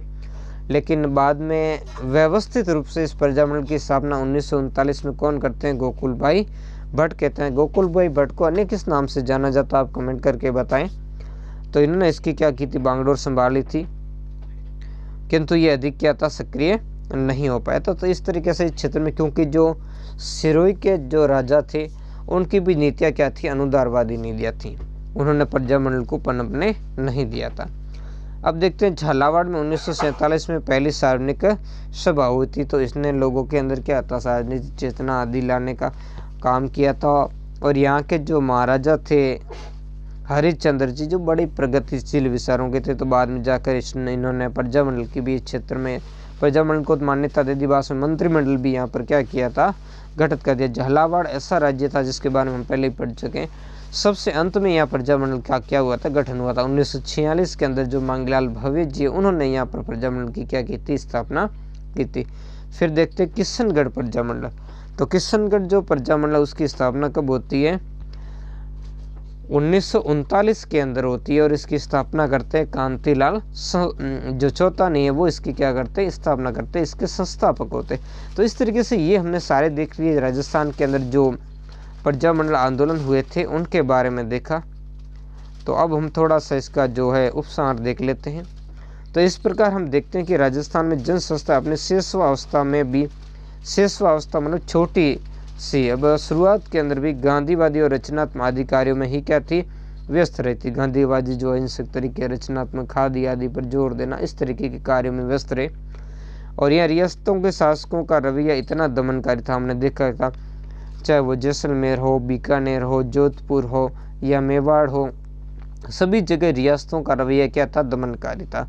उन्होंने बड़ी क्रूरतापूर्ण तरीके से दमन किया था, जिसमें से कुछ एक रियासतें थी, जैसे हमने झालावाड़ वगैरह देखा, इन्होंने क्या किया, शाहपुर आदि इन्होंने समर्थन किया था। बाकी रियासतों ने तो क्या किया था, इसका दमन ही किया था। तो इन्होंने क्या किया था, रचनात्मक कार्यों में ये थे, खादी का प्रचार किया, स्वदेशी शिक्षण संस्थाओं की स्थापना, तो ये प्रयास है। लेकिन इनको भी जो अनेक रियासतों ने क्या कर दिया, प्रतिबंधित कर दिया था अपने राज्य में। इनका ये कार्य खादी प्रचार और स्वदेशी शिक्षण संस्थाओं की स्थापना भी नहीं। हम देखते हैं कि डूंगरपुर में ही जब ऐसा प्रयास किया जाता है तो डूंगरपुर के महारावल द्वारा गोलीबारी करवाई जाती, जिसमें बालिका कालीबाई जो क्या हो जाती, शहीद हो जाती है। इसके अलावा उसके जो गुरुजी नाना भाई खांट है, सेंगाराम है, वो भी क्या करते थे, यहाँ पर अपना बलिदान देते हैं। यहाँ पर प्रेस और किताब पर भी क्या लगा दिया, प्रतिबंध। ये तो आम बात थी, हर प्रजामंडल के अंदर हमने देखा कि जब भी ऐसी बात पर कोई प्रेस या किताब जिसमें समाचार पत्र वगैरह निकालते थे तो राज्य तुरंत ही क्या करते थे, कानून बना करके जो उस पर रोक लगा देते। सार्वजनिक सभाओं पर प्रतिबंध होने के कारण जन चेतना का व्यापक प्रचार नहीं हुआ। किसी भी रियासत ने सार्वजनिक चेतना जो का प्रचार करने या सार्वजनिक जो सभाएं उनको करने की छूट नहीं दी थी, यानी सबने इस पर क्या लगाई थी, रोक लगाई थी। और जहां तक उनका बस चला तहाँ तक उन्होंने क्या किया, इसको रोकने का काम किया था। तो ऐसी कठिन परिस्थितियों में भी लोक संस्थाएं, जिसके अंदर प्रजामंडल हो, या प्रसा परिषद हो, या कोई सेवा संघ के माध्यम से हो, उन सब का अस्तित्व और कार्य प्रणाली बहुत कठिन थी, लेकिन फिर भी इन्होंने काम किया, जो कि एक बड़ाई क्या था, काबिले तारीफ है। और यही कारण है कि आज हम देखते हैं राजस्थान जो भारत के एक बहुत ही महत्वपूर्ण अंग है। नहीं तो कई सारी रियासतें थी जिन्होंने पाकिस्तान में मिलने का भी प्रयास किया था। ये हम अगले जो राजस्थान का एकीकरण जो इसका अंतिम टॉपिक रहा उसके अंदर हम देखेंगे। जब तक कांग्रेस ने अपने हरिपुरा अधिवेशन 1938 में देशी रियासतों में चल रहे आंदोलन को समर्थन नहीं दिया, तब तक वहाँ का आंदोलन क्या रहा, सीमित या शिथिल ही रहा था। लेकिन जैसे ही जो हरिपुरा अधिवेशन का कांग्रेस का इसको समर्थन मिल गया, उसके बाद तो फिर क्या हुआ, इन आंदोलनों को जैसे पंख ही लग गए, यानी इनको बड़ी क्या मिली थी, गति मिली थी। और इन गति के कारण ही अब आंदोलन बड़े वेग से चलने लगे थे।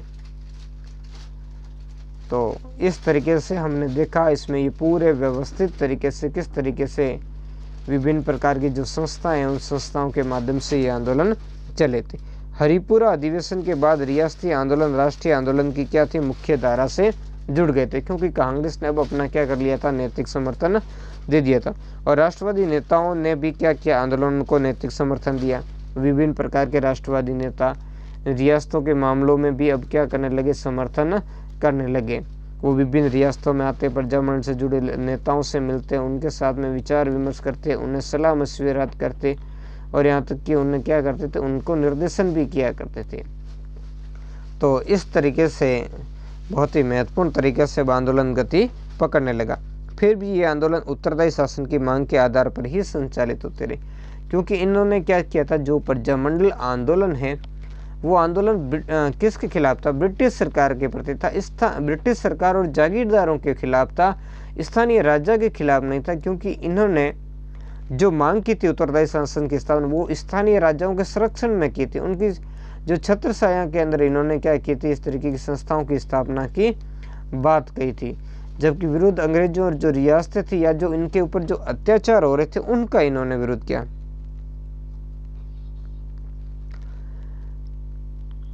फिर भी ये आंदोलन उत्तरदायी शासन की मांग तक संचालित। जब स्वतंत्रता मिली तो ये आंदोलन रियासतों के भारत में विलय के लिए भी क्या हो गए, प्रयास। जब 15 अगस्त 1947 को आज़ाद हो गया, फिर भी रियासतों के अंदर काफ़ी सारी प्रतिक्रियावादी गतिविधियां चलती रही थी।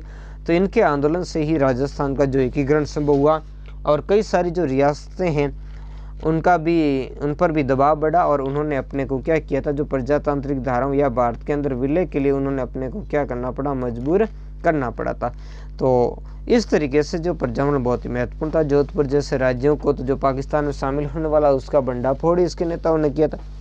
तो इस तरीके से प्रजामंडल आंदोलन अपने आप में बड़ा महत्वपूर्ण आंदोलन था, जिसने राजाओं पर बड़ा दबाव डाला और इस कारण जो राजस्थान के जो राजा कभी एक क्षेत्र में नहीं आ सकते, साथ में मिल बैठ नहीं सकते थे, उनको जो राजस्थान का एकीकरण का चरण है उसमें शामिल होने के लिए क्या कर दिया था, बाध्य कर लिया था।